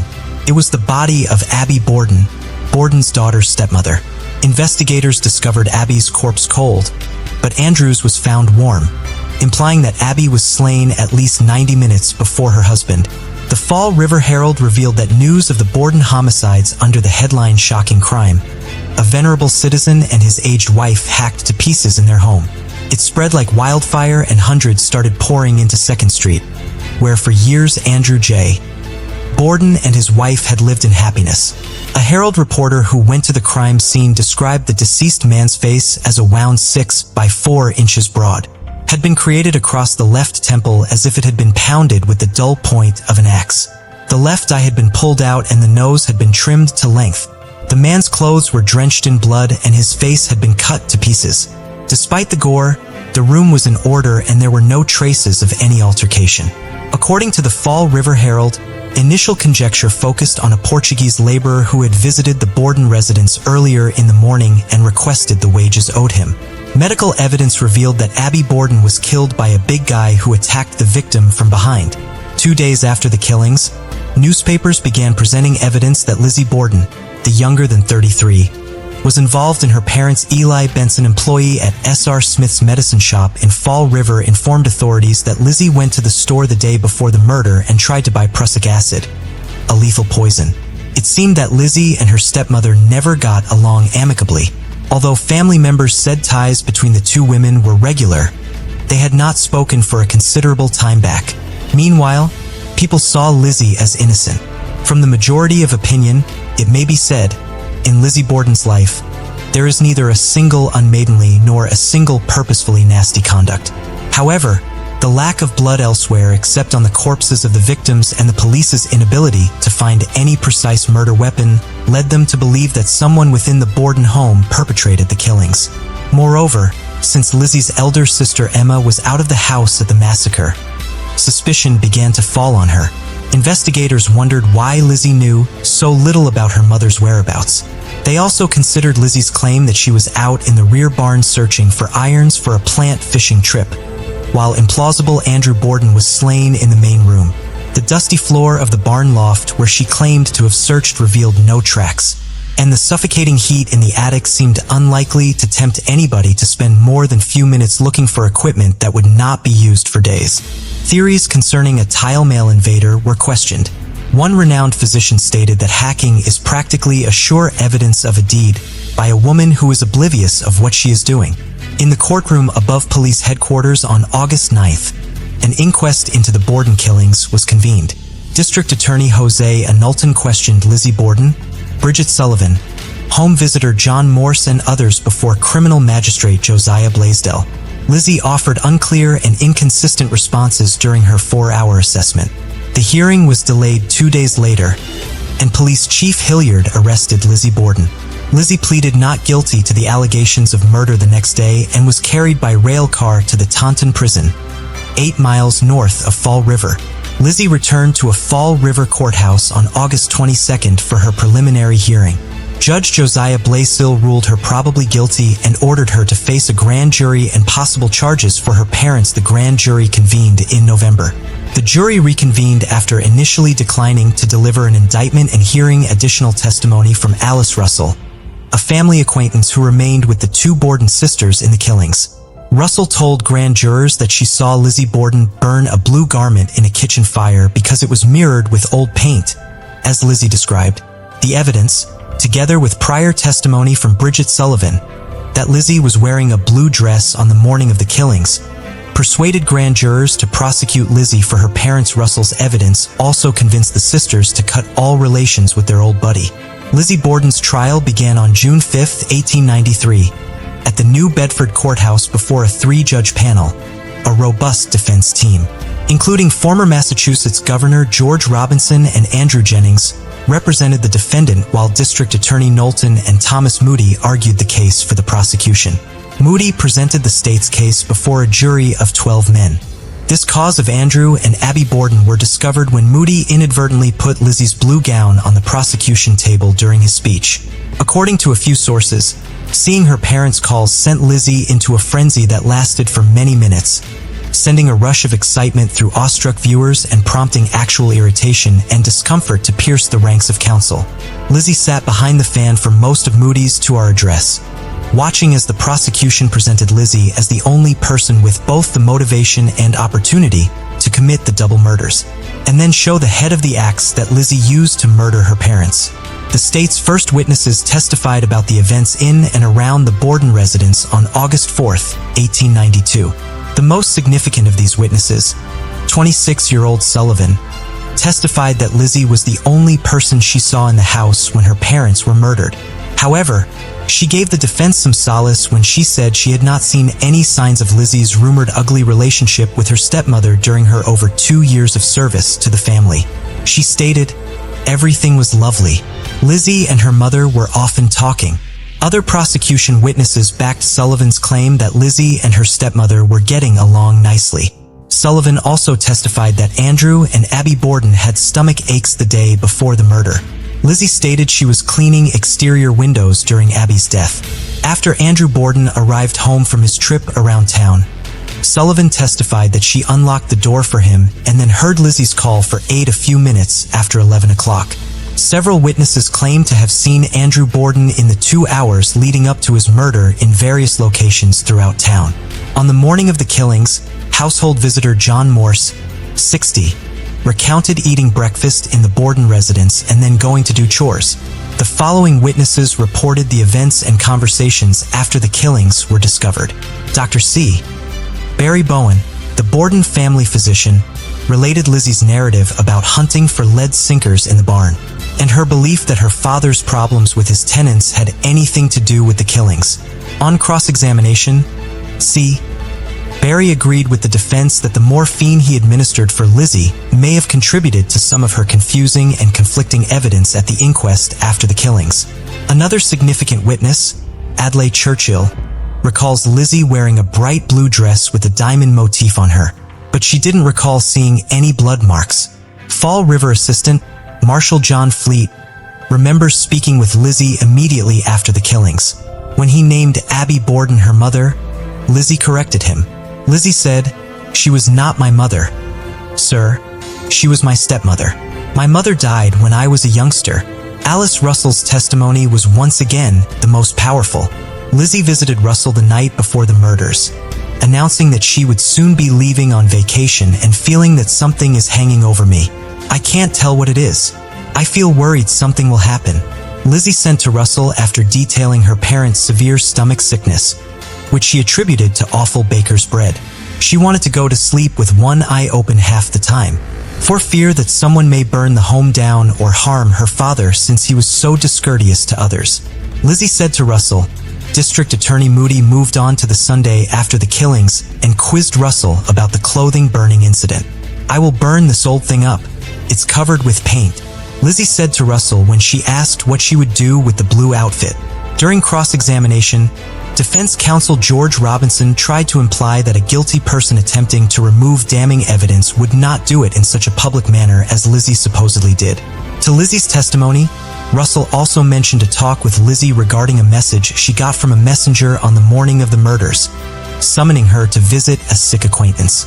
Lizzie used the message to explain why she assumed her mother had left the house and didn't think to seek her when she found her father dead. The claimed message was never discovered after a thorough search of the Borden residence. According to Russell, she jokingly indicated to Lizzie that her mother may have destroyed the message. "Yes, she must have," Lizzie said, according to Russell. Robinson's performance pleased reporters, with one remarking that the ex-governor is absolutely without rival as a cross-examiner in New York City. According to one trial reporter, Robinson appeared ready to turn more or less to his account practically every government witness. The defense relied heavily on the testimony of the state's witnesses. There has never been a trial with such spectacular inconsistencies offered by witnesses. Summoned for a single goal, wrote one writer covering the trial. The defense kept hammering on the prosecution's main witnesses' inconsistent testimony. The defense also questioned the prosecution's case. Where is the handle that allegedly broke off from the axe head that the state brought into court and claimed was part of the murder weapon? The government had no response. The defense also took advantage of the government's timeline, which allowed between 8 and 13 minutes between Andrew Borden's murder and Lizzie's call to Bridget Sullivan. Robinson attempted to portray the difficulty of washing blood of one's person, clothes, and murder weapon, then hiding the murder weapon, all within that short time frame. The three-judge panel ruling that Lizzie Borden's inquest testimony, which was riddled with inconsistencies and unconvincing assertions, could not be brought into evidence by the prosecution might have been the turning point in the trial. The courts found that Lizzie was effectively a prisoner accused of 2 murders at the coroner's inquiry. Her testimony at the inquest, given in the absence of her attorney, was not voluntary. The judges stated Lizzie should have been informed that she had the right to stay quiet under the Fifth Amendment. The justices dismissed the state's position that Lizzie was merely a suspect at the inquest, not a prisoner. Her statement should be included, since it was more like denial than a confession. After a decisive setback, the prosecution arrested its case on June 14th. The prosecution wanted drugged Eli Benz to tell the jury about Lizzie Borden going to a Fall River drugstore the day before the murders and asking for 10 cents worth of prussic acid, a poison. The state attempted to prove the characteristics, properties, and applications of prussic acid through medical experts, drugists, furriers, and chemists with the jury, but it was dismissed. Each departed the courtroom with a palm leaf fan and cold water. After hearing the state's basic argument, the judges decided that the evidence should be omitted. The defense offered only a few witnesses. The night before the killings, Charles Gifford and Uriah Kirby saw a strange figure near the Borden residence at 11 o'clock.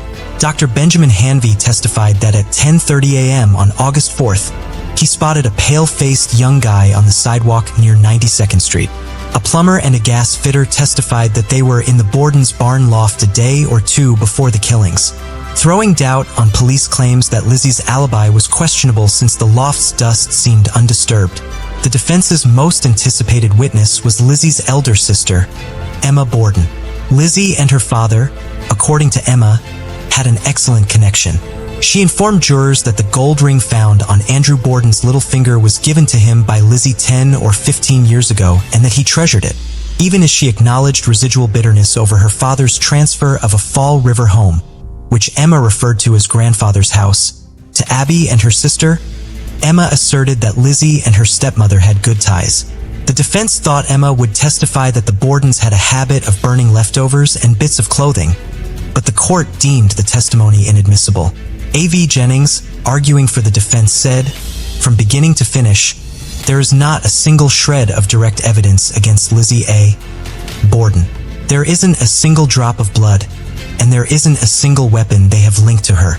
Governor Robinson, who spoke after Jennings, maintained that the crime had to have been done by a crazy or a demon, not by someone with his client's good background. He claimed that the state had failed to fulfill its burden of demonstrating guilt beyond a reasonable doubt. Furthermore, it was physically impossible for Lizzie to have done the crime within the timetable provided by the prosecution without the assistance of a Confederate. Robinson dismissed the argument that Lizzie killed her parents while stark nude to avoid having blood marks on her clothes, claiming that the killings may have been done by an intruder who slipped out of the home observed. Justice Dewey charged the jury after Josiah Knowlton's able summary of the prosecution's evidence. According to one media article, if the judge had been the senior counsel for the defense, delivering the closing plea on behalf of the prisoner, he could not have more empathically laid out the foolishness of relying on circumstantial evidence alone.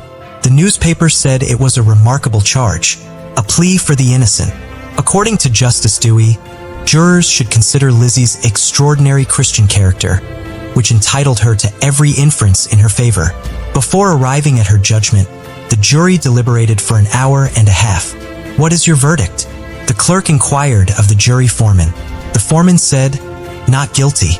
Lizzie screamed out of a joyful shriek, dropped into her chair, leaned her hands on the courthouse rail, buried her face in her hands, and let out a second joyous roar. Emma, her attorney, and the entire audience rushed to congratulate Lizzie. She said, hiding her face in her sister's arms, "Take me home now. I want to go back to the old location tonight." The jury's decision was largely applauded. Regardless, no matter how plausible it is that Lizzie murdered her parents, the prosecution failed to fulfill its burden of proof of guilt beyond a reasonable doubt. The state's case was primarily based on the assertion that no one else could have committed the crime. That, along with a few other dubious behaviors on Lizzie's part, such as burning her clothes, was not enough for the board and jury to condemn her. Some assumed that if the defendant had been a man, the jury would have been more willing to convict. One of the defense's most potent arguments was that most people in 1893 couldn't believe a lady with Lizzie's upbringing could have committed such heinous murders. Lizzie Borden moved to Fall River after the trial when she and her sister Emma bought Maplecroft, a beautiful property on the hill. Lizzie became interested in theater. She attended many performances and socialized with performers, painters, and bohemian types. In 1905, Emma moved out of Maplecroft. Lizzie remained at Maplecroft until her death in 1927 at 67. In Fall River's Oak Grove Cemetery, she was laid to rest beside her parents' graves. Within 9 days of Lizzie's death, her sister Emma died. With the lack of evidence, people and the state hoped that the 1890 case of Lizzie Borden would never get solved. Isn't the dark side of the unsolved 1890 case chilling? So let us look into another mystery. Greenbrier is a small town in Arkansas Faulkner County.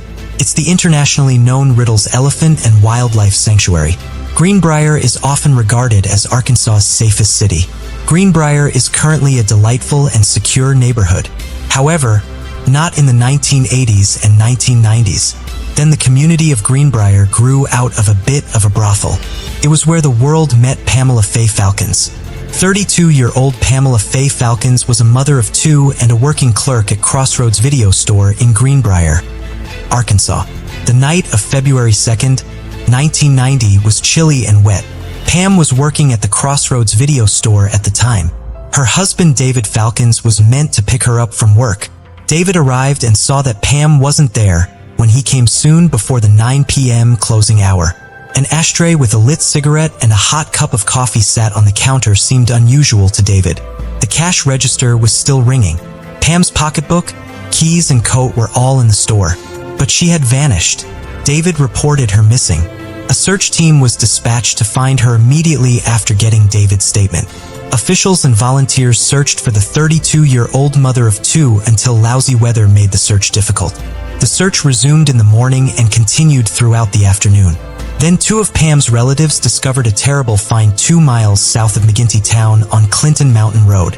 Within a flash of the moment, after the horrific discovery, her relatives wished to go and rewind the days with Pam.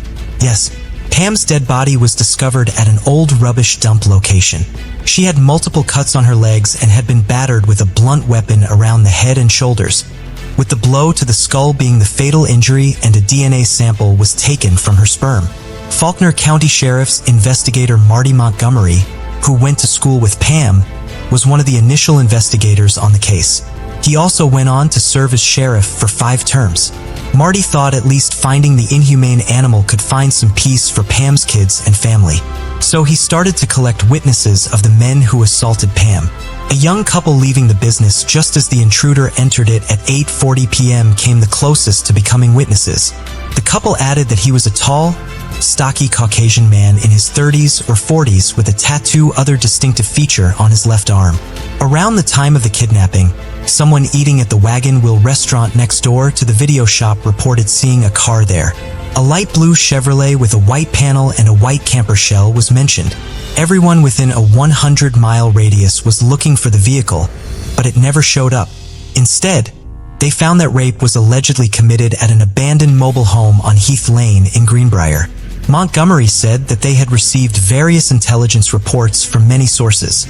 Alibis and polygraph testing cleared the persons who were brought in for interrogation. Other prospective witnesses were interrogated and physical evidence was analyzed. However, the probe soon came to a halt. According to Bob Blankenship, then sheriff of Faulkner County, the inquiry might take long unless investigators find a smoking gun. There have never been more actual words stated. Before DNA identified the culprit, Faulkner County elected 5 additional sheriffs. But only after 18 long years, with the flourishing DNA technologies, forensic genealogists could search ancestral databases for matches to DNA samples recovered at crime scenes. In October 2018, Faulkner County Sheriff Tim Riles announced at a news conference that they were able to use DNA genealogy with a 99% accuracy to discover the owner of the DNA acquired from Pam. Using unknown DNA, a family tree construction approach was utilized to identify Edward Keith Reniger. Investigators also retrieved DNA from the murderer's biological daughter, which revealed a 99% match. Our culprit has a history of sexually assaulting women and was sentenced to 10 months in jail in 1994 for kidnapping a Cleburne County lady at knife point who managed to flee. He relocated to Utah, where he resided with his father after his release in May 1995. He, a former truck driver, passed away in 2002 from cancer. He has been aggressive toward his 2 ex-wives. According to his daughter, he was the subject of a restraining order. The murderer's daughter confirmed that he was living in Greenbrier when the Falcons were murdered. He'd been a frequent visitor to the video store, but her daughter didn't recognize him, and neither did her friends or family. According to Solomon Graves, Public Information Officer and Legislative Liaison for the Arkansas Department of Corrections, the intruder has a surgical scar on his left forearm, but it was not what the couple witnessed at the video shop. Officials haven't closed the investigation yet, and they've been cautious with their language, referring to Reniger as the principal suspect in the case, rather than the murderer. They'd prefer more supporting evidence, such as a murder weapon or something Pam had to wound up in Reniger's belongings. Investigator Kent Hill wasn't able to remark on whether Reniger had an accomplice. Falcons was under 100 pounds and stood 5 feet tall. Reniger was 6 feet 4 inches, so he could have easily up-muscled her. But it doesn't rule out the possibility of a co-conspirator. Other concerns and perceptions persist. What had Reniger been up to throughout his years as a free man? Was Pam Falcons the only one who died? Or did Reniger get framed up? Is there anyone who knows how to fit all of the puzzle parts together? Reniger worked at Verco Manufacturing in Conway from 1988 to 1990 or 1991, and Sheriff Friles requested a public's aid in knowing more about him. After being released from prison, he went to welding school at the Spartan College of Aeronautics and Technology in Tulsa, Oklahoma. Investigators Kent Hill and Johnny Fowkes are waiting for anyone who may have known Reniger or have information regarding his personal life, or those he was affiliated with. But he seems to have no friends, and also even his ex and wives are not aware in depth of his past. Reniger is the primary suspect, but they don't have enough pieces of evidence to prove that he is the murderer. It's been 32 long years, there is not even a lead, and nobody had ever claimed they knew Reniger except his family, who are unaware of his darkest side. Case of Anna Walsh, a horrific event in the basement of a family home. For over a year now, an investigation has been ongoing into the mysterious disappearance of a young woman and mother of 3 children, Anna Walsh. In January of the previous year, the case was reclassified as a brutal crime, although the body of the missing 39-year-old American woman of Serbian descent has yet to be found to this day. Her husband, Brian Walsh, who had previously encountered legal issues for fraud, was arrested on charges related to her disappearance. No one could have imagined that this individual could be responsible for ending the life of the mother of his sons. It's noteworthy that the Walsh family appeared to be quite prosperous, successful, and happy on the surface. Moreover, the couple was not in want, living in a luxurious home, and could afford anything they desired. However, few were aware of what happened behind the closed doors of this large and beautiful house.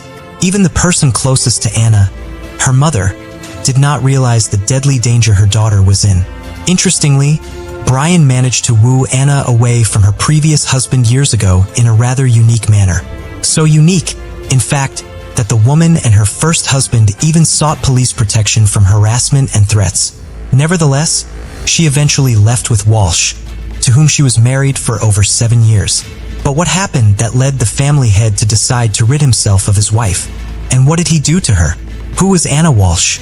Anna Lebasic, who later became known as Anna O'Neill following her first marriage, was born on April 18, 1983, in the Serbian capital of Belgrade. Here, she spent her formative years growing up with her younger sister and a cultured family. Her academic journey led her to the 5th Belgrade Gymnasium, where she excelled as one of its standout students. Pursuing higher education, Anna attended the esteemed Belgrade Research University, the most historic and expansive university in Serbia. Her academic pursuits included a deep dive into foreign languages, culminating in a master's degree in French language and literature. At 22, with her diploma in hand, sought broader horizons and career prospects in the United States, a move fully supported by her family. In 2005, she embarked on her American dream. Settling in the U.S., Anna aimed to further her education in hospitality management. She took on administrative roles at prestigious hotels, notably the Inn at Little Washington in Virginia, a part of the elite Relay and Chateau Hotel Circle. Anna's warmth, approachability, and sense of duty saw her swiftly ascend the professional ladder, garnering respect from her peers and supervisors alike. Multilingual and adept at resolving conflict, her innate charm and charisma allowed her to form connections with ease. Beloved by colleagues and blessed with a burgeoning circle of friends, Anna seized every chance to shine. She became a U.S. retaining her Serbian nationality, enjoyed a high income, and invested in her own property and car. Her travels broadened her horizons further, and her career flourished, leading to a promotion to senior manager. Anna's intelligence, beauty, slender frame, and radiant smile attracted many admirers. During her tenure at the Wheatley Hotel in Lenox, Massachusetts, she found love with Marcus O'Neill, the establishment's head chef. Their romance led to marriage in 2009, and Anna adopted her husband's last name. Who is Brian Walsh? Brian Paul Walsh was born in July 1975 in Boston, Massachusetts, into a well-known, affluent, and respected family. His father, Thomas Walsh, was a distinguished neurologist who worked at one of the state's leading hospitals, where he headed a department and also taught at a prestigious medical university. From a young age, Brian was the quintessential spoiled child, luxuriating in wealth and never knowing the word no. He attended one of the best private schools, wore expensive branded clothing, and lived a life of ease. Despite his parents' efforts to provide him with the best education after finishing school, he failed to stay enrolled in any of the 3 prestigious colleges his father had arranged for him to attend. Nevertheless, Brian was far from foolish. His peers remembered him as cunning, calculating, and quite aggressive. He always found a way to get what he wanted one way or another. Brian was known for his extraordinary, even obsessive desire for money and a luxurious lifestyle, and he was extremely reluctant to part with his funds. In his youth, he often borrowed money from friends, only to never return it. During his college years, he would invite friends to the most luxurious restaurants, then through various schemes and manipulations, ensure that others always paid his share of the bill. For many years, Brian was estranged from his father, up until the elder Walsh's death in 2018.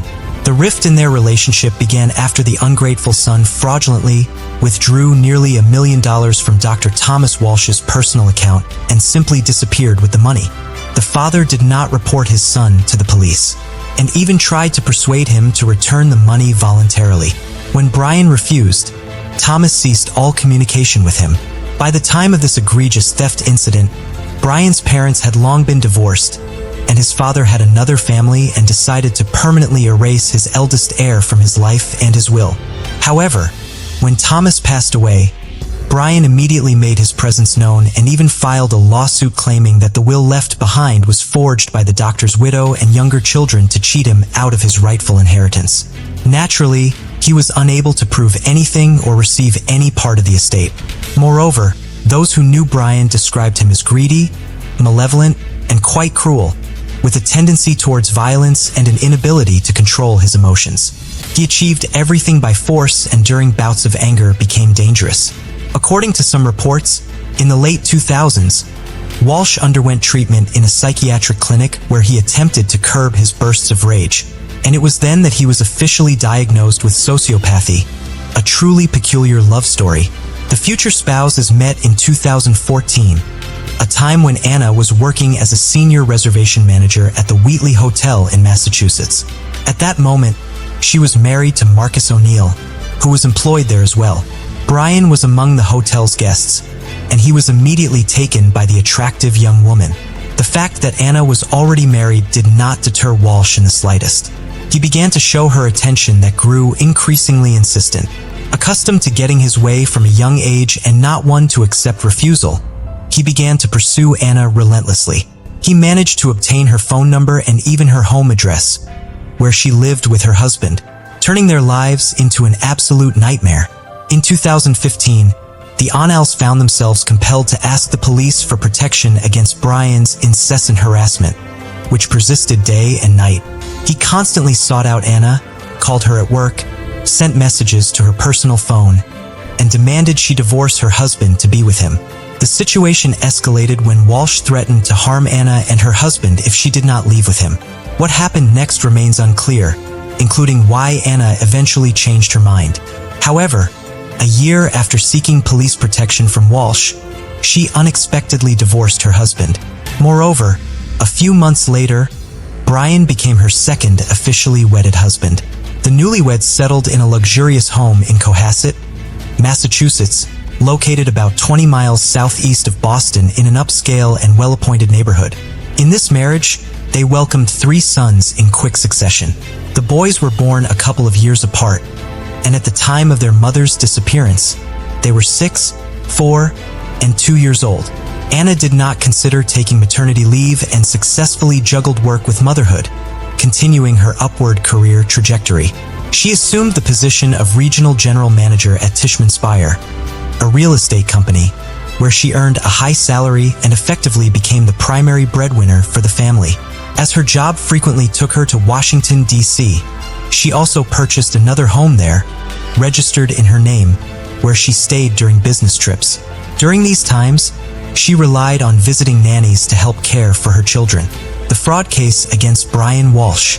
What was the head of this large family doing while his wife was both expanding their family and building her career? Brian was unemployed.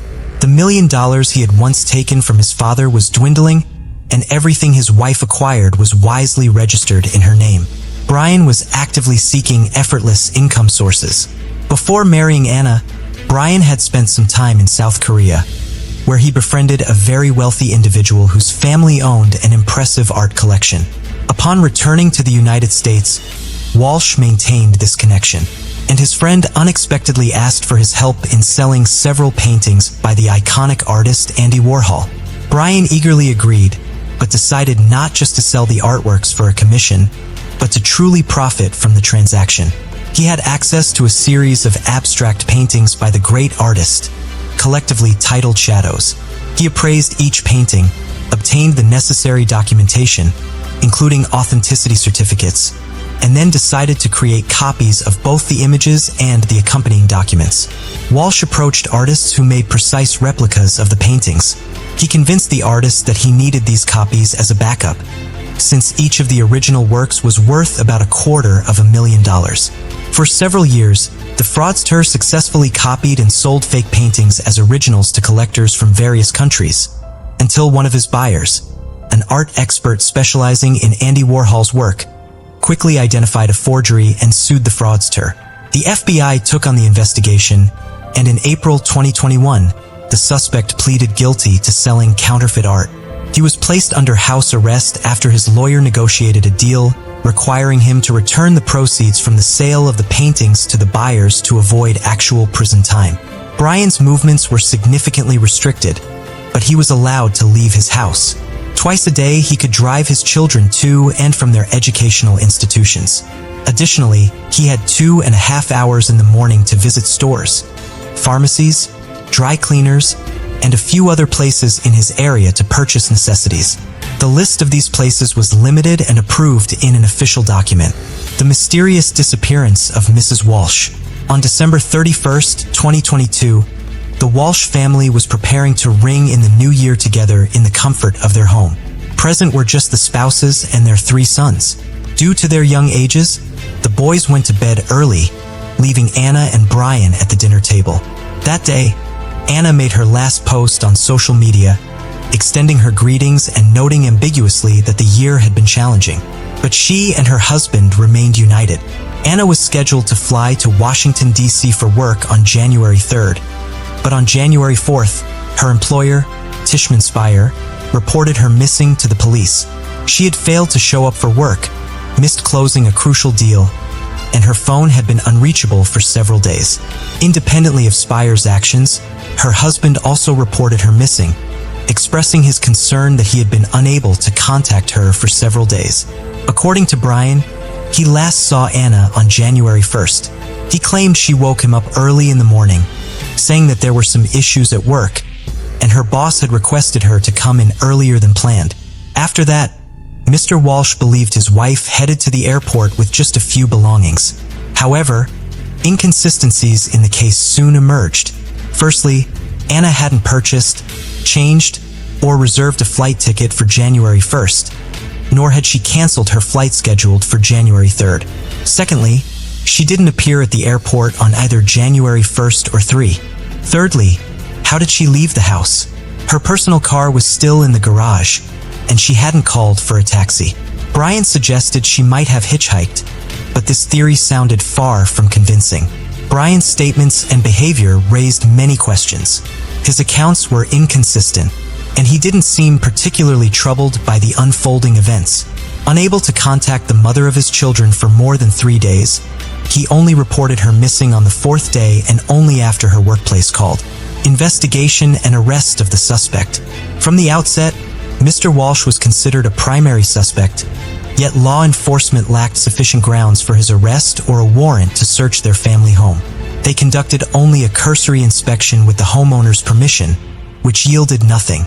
Brian claimed he had been living a normal life during those 3 days, visiting usual stores and tending to household chores. However, verifying his claims proved difficult. Whenever he left the house, he forgot his phone, which according to him, was often taken without permission by his older children to play games. On January 5th, the police made a public appeal through television, displaying a photo of Anna and requesting anyone with information about her whereabouts or fate to immediately contact law enforcement. Yet no witnesses came forward. The last time Anna was known to have made calls was to her mother and sister on December 31st, making her husband the last known person to have seen her. Surveillance camera footage from the neighborhood provided no leads. Anna was not captured on any cameras on the morning of January 1st, as if she had never left her home. On the contrary, her husband was recorded leaving and returning several times, but it was impossible to determine his destinations. Walsh's claim of a supermarket visit was debunked. His vehicle wasn't seen on any footage en route, nor was he spotted in the store. It wasn't until January 8th that Brian was arrested for providing false statements and taken in for questioning at the station while his home was finally searched. It was discovered that on January 1st, he had gone to a hardware store in a different area, not on the list of approved locations he could visit under house arrest conditions. There, he spent nearly $500 on a significant quantity of cleaning supplies, plastic sheeting, duct tape, a mop with a bucket, and utility rags. He paid in cash, presumably hoping his visit would go unnoticed. Horrifying discoveries in the family home. During the search, at first glance, nothing out of the ordinary or suspicious was found in the home. Everything was in its place, with no signs of struggle or bloodstains detected. However, when law enforcement descended into the basement, there was no longer any doubt. This was the scene of a gruesome crime. There, smeared bloodstains were visible everywhere, and among the old clutter, a bloodied knife and saw wrapped in towels were hidden.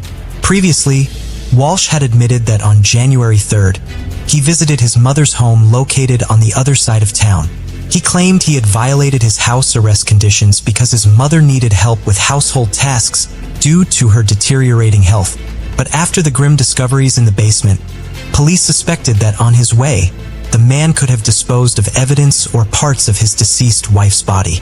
All the trash bins in the area where the spouses lived, as well as along the route to his mother's house, were inspected. These searches yielded results, and in one of them, a kitchen hatchet with traces of dried blood and several blood-stained towels, similar to those found in the Walsh's basement, were discovered. Forensic analysis confirmed that the blood in the basement on the towels, knife, hatchet, and saw belonged to the missing Anna, dispelling any remaining doubts about her demise. Search history reveals chilling intent. Police seized a laptop belonging to Mr. Walsh, as well as a tablet owned by the couple's eldest son from the Walsh residence. The search history on these devices left investigators in disbelief. Weeks before his wife's disappearance, Brian was actively searching online for information about the most favorable states for divorce in terms of property division. He also sought information on whether he could lay claim to the second home in Washington, D.C., owned by Amma and registered solely in her name, thereby uncovering a possible motive for the crime. Regarding the tablet, the first query made around in the morning on January 1st was, how long does it take for a body to start decomposing? This was followed by nearly 24 searches on how to dispose of a body, how to clean up blood traces, how to dismember a body, whether a body could be identified if the teeth were removed, how long DNA traces last, and whether a person could be charged with a crime if the body was never found. All this information was searched on his young child's tablet, the child of the woman he mercilessly dealt with. By January 3rd, Brian was already searching how and when can someone inherit the property of a person who has disappeared. Clearly, he was confident he would evade punishment and was preparing to claim the inheritance. Charges and trial on January 18th. Brian was formally charged with the murder of his wife, despite the fact that her body or any remains had not been found. Prosecutors believe that on the night of January 1st, Brian intentionally or accidentally took his wife's life and then decided to dispose of her body by dismembering it in the basement of their home. He then packaged the body parts in plastic and over the following days, discarded them in trash bins across different parts of the city.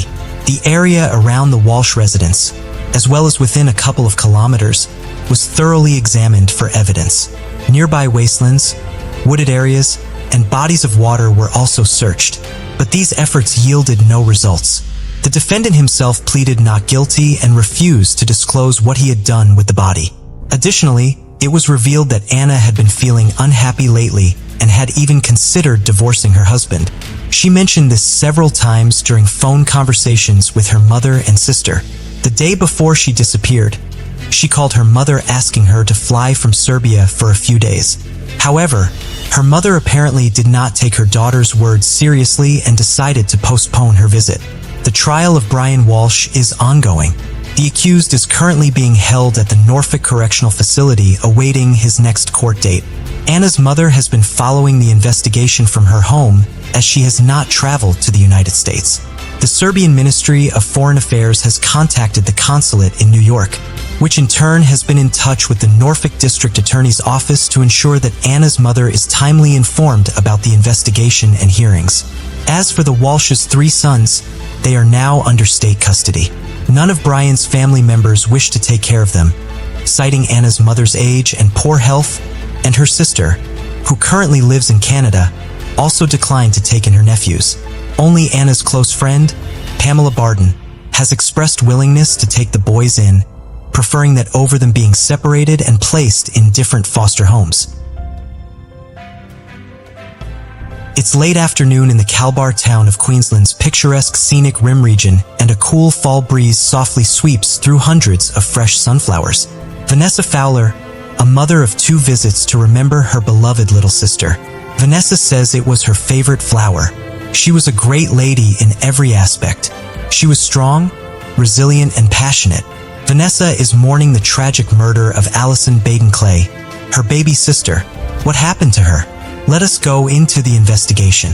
Brisbane is the 3rd most populous city in Australia and is located in Queensland. It's known for the river that runs through it. Despite its location beside a river, the town constructed an urban beach that is the size of 5 Olympic swimming pools. Tons of white sand are trucked in everywhere to preserve the street's beach. It was the place where the story of a woman's murder happened. It was among the most high-profile homicide cases Queensland has ever seen. The tale of the Baden-Clay family from Brisbane was first shown on Australian television in 2012. On April 20th, 2012, Friday, Gerard Baden-Clay called authorities at about 7:12 a.m. to report his 43-year-old wife, Alison, missing. He said that Alison had gone for a walk in their wealthy Brookfield neighborhood early in the morning. According to Gerard, she did this frequently. She did not, however, come for breakfast that day. He told Alison's parents the same thing. The police started looking for the missing person right away. First, they questioned their neighbors if they had seen anything or remembered seeing either Bade and Clay's vehicle between 8:30 p.m. Thursday and 8 a.m. on Friday. A Holden Captiva and Toyota Prado were the vehicles. A search involving hundreds of volunteers, along with the police, began immediately. An extensive investigation, including aircraft and police on horseback, was conducted across the rough terrain. In addition, they looked in the Dugwaller National Park's neighboring mountain forest. Firefighters also searched closed mine shafts. All of these attempts were organized by Sergeant Sharky Lang. According to Gerard, on April 23rd, police set up a mannequin in the Baden-Clay front yard, wearing the exact clothing Alison was last seen wearing. Alison was eventually discovered by a kayaker, not by the cops.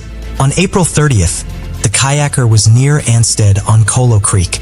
Alison was found at 11 a.m. on the muddy stream banks. She was dressed for a workout and resting on her side. Her arms were stretched out and her decomposition was advanced. Her blue shirt was pulled over her head, giving the impression that she had been dragged. Dental records were used to verify Alison's identification. According to the autopsy, Alison would have left significant gouge wounds on the intruder's face since some remains were under her nails. Her family and friends were beyond devastated upon hearing the news. Alison was a pure soul. She was a quiet and composed woman. On July 1st, 1968, Alison June Dickey was born. She was the second daughter of Priscilla and Jeff Dickey's 3 children. Alison was raised in Red Bank, a working-class area. She began her lifelong love of ballet at the age of 4, and her biggest dream was to start her own ballet studio. Alison won the Miss Brisbane Beauty pageant at 25 in 1994, and was around 5 feet 6 inches tall. She was also an impressive polyglot, with Japanese, Dutch, English, French, German, and Swedish being among her languages. Her friends had always considered her to be lucky and could not have imagined such disastrous things to happen to this Wonder Woman.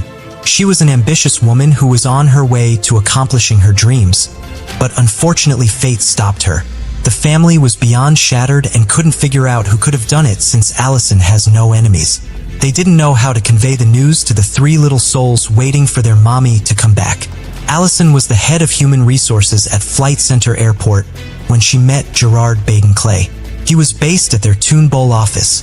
On August 23, 1997, they married. Gerard Baden-Clay was born in Bournemouth, England. He moved to Australia when he was 10 years old with his parents and 2 younger siblings. He was the great-grandson of Robert Baden-Powell, the founder of the Boy Scouts of America. Gerard is around 6 feet tall, with a medium body and short brown hair. The couple moved back to England after their marriage but returned to Australia in 1999. Gerard and Alison were both employed with Century 21 real estate company in 2004 and had 3 lovely young daughters. Gerard Baden-Clay became the managing director of Century 21 Real Estate, after which he finally partnered with 2 others, with Gerard becoming in charge of their real estate company's finances. Tony McHugh was a client of Gerard's real estate firm in 2007. She was a married mother and ended up ending her 17-year-long marriage. A buddy of hers assisted her in obtaining employment with Remax Real Estate Company. This guy had been Gerard's business partner, and it was through him that he had met Tony. Tony worked hard and eventually became a special agent there. Authorities interviewed several people throughout the inquiry, including Tony, Gerard, and his business partners. They started putting the puzzle pieces together one by one. According to investigators, Allison's insurance was worth $800,000 to $950,000. Allison's estate was also handed to her parents. Her life insurance plans were included in this, which also ordered that her 2 insurance plans were ordered to be kept in trust. Investigators had also found that someone was working on collecting Allison's life insurance while her body was being autopsied. It was Gerard, and there they found some evident marks on his face, which were expected to be made by Allison. But these were just assumptions. There was not enough evidence to prove him as the murderer. Gerard was taken to court, where the Crown or prosecution said he sought to cash in on his wife's life insurance policy to pay off his debts. According to a forensic accountant, Gerard owed roughly $300,000 to various relatives and friends, while he barely had $70,000 in his bank account. Tony McHugh was brought into the scene. Tony McHugh had said that Gerard phoned her after his wife vanished and ordered her to be quiet. She also said that he did not have the financial means to divorce her. These shocking revelations meant that Gerard and Tony were having an affair with one another. Gerard had informed Tony that he intended to divorce his wife and marry her one day, and he often met Tony without his wedding band on. He confessed to Tony that he loved her and intended to divorce his wife for her. But he also stated multiple times that he couldn't leave Allison because she was depressed. Gerard had also set up a phony email account to contact Tony without Allison being aware during this time. Allison, according to Gerard, was monitoring his phone conversations and text messages and had even imposed a curfew on him. If Allison knew about the affair, she definitely would have been surprised because the pair was in the middle of marriage counseling and had no intention of splitting. 3 days before her abduction, the couple had attended a marriage therapy session. Gerard Bate and Clay liked to present himself as a devout middle-class spouse and parent. He was concerned about his social position and how others perceived him. The truth was completely different. Of course, Gerard had rekindled his romance with Tony McHugh. Gerard didn't appear to be working on his marriage, and he frequently publicly humiliated Allison. Gerard and Tony would be openly romantic toward one another at several work events they went together.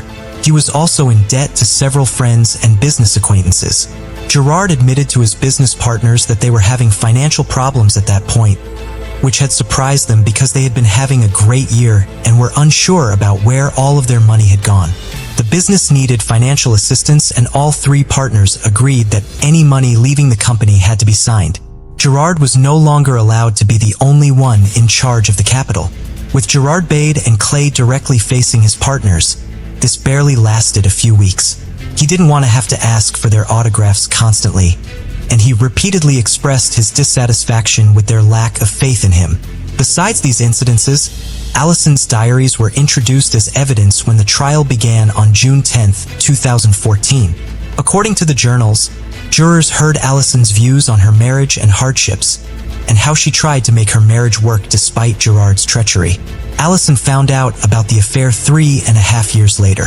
Tony was sacked from Gerard's Century 21 business in October 2011, putting an end to the romance. According to the prosecutor, Gerard murdered Allison for financial gain. On his behalf, Gerard testified. His side of the story was that he lied about everything he said in the past, but that everything he claimed at the trial was proper. Gerard acknowledged Tony's 4-year affair during his trial. He also admitted having previous relationships. However, none of them mattered because they were irrelevant to him. The jury didn't believe Gerard, and on July 15th, he was found guilty and condemned to life in jail with the prospect of release after 15 years. Gerard's defense attorneys sought an appeal in August 2015 based on a new premise. They were now claiming that Gerard had killed Allison accidentally during an altercation. Indicated an intention to charge my client with murder. He became scared and attempted to conceal the murder. On December 8th of that year, Gerard was successful in his appeal. Instead of being found guilty of murder, he was found guilty of manslaughter. Even though Gerard lied about how he got scratches on his face and sought to cover up Allison's death, the Court of Appeals found a reasonable inference that he was innocent of premeditated murder. The court dismissed the Crown's motive of financial gain. His marital problems were insufficient to warrant a murder conviction, and the prosecution erred by failing to introduce evidence excluding the possibility of accidental death. In July of 2016, the High Court, consisting of 5 justices, heard an appeal from Queensland prosecutors who argued against Baden Initial Clay's conviction being downgraded. The High Court probed the defense about the change in their case. Gerard Bade and Clay was initially unconnected to Allison's murder. However, according to her autopsy, Allison died from a hit to the head after collapsing. It was ruled accidental since there was a prior argument between the two, and that cannot be counted as murder but rather an accident. In August, the High Court restored the original Gerard Bade and Clay conviction and the unanimous verdict. Domestic and Family Violence Prevention Month is observed in May. We go into it knowing that in 2022, we've already lost 17 ladies in 4 months. Every time they've been slain, it's been by someone that they know. There are no winners in domestic violence. We've made some progress since Allison Bade and Clay's case stunned the country, but not nearly enough. Thanks to their support and devotion, Allison's friends and family have formed a foundation in her honor. Through education and assistance, the Allison Baden-Clava Foundation aims to raise attention to many types of domestic and familial abuse. Thank you for joining us on this journey into the depths of unsolved mysteries. Cold cases not only challenge our understanding of the past, but also ignite our curiosity and determination for answers. Remember to subscribe to stay updated on our latest investigations. And if you have any information regarding the cases we've covered, don't hesitate to reach out. Together, we can shed light on the shadows of the past and bring closure to those who seek it. Until next time, stay vigilant, stay curious, and never stop seeking the truth.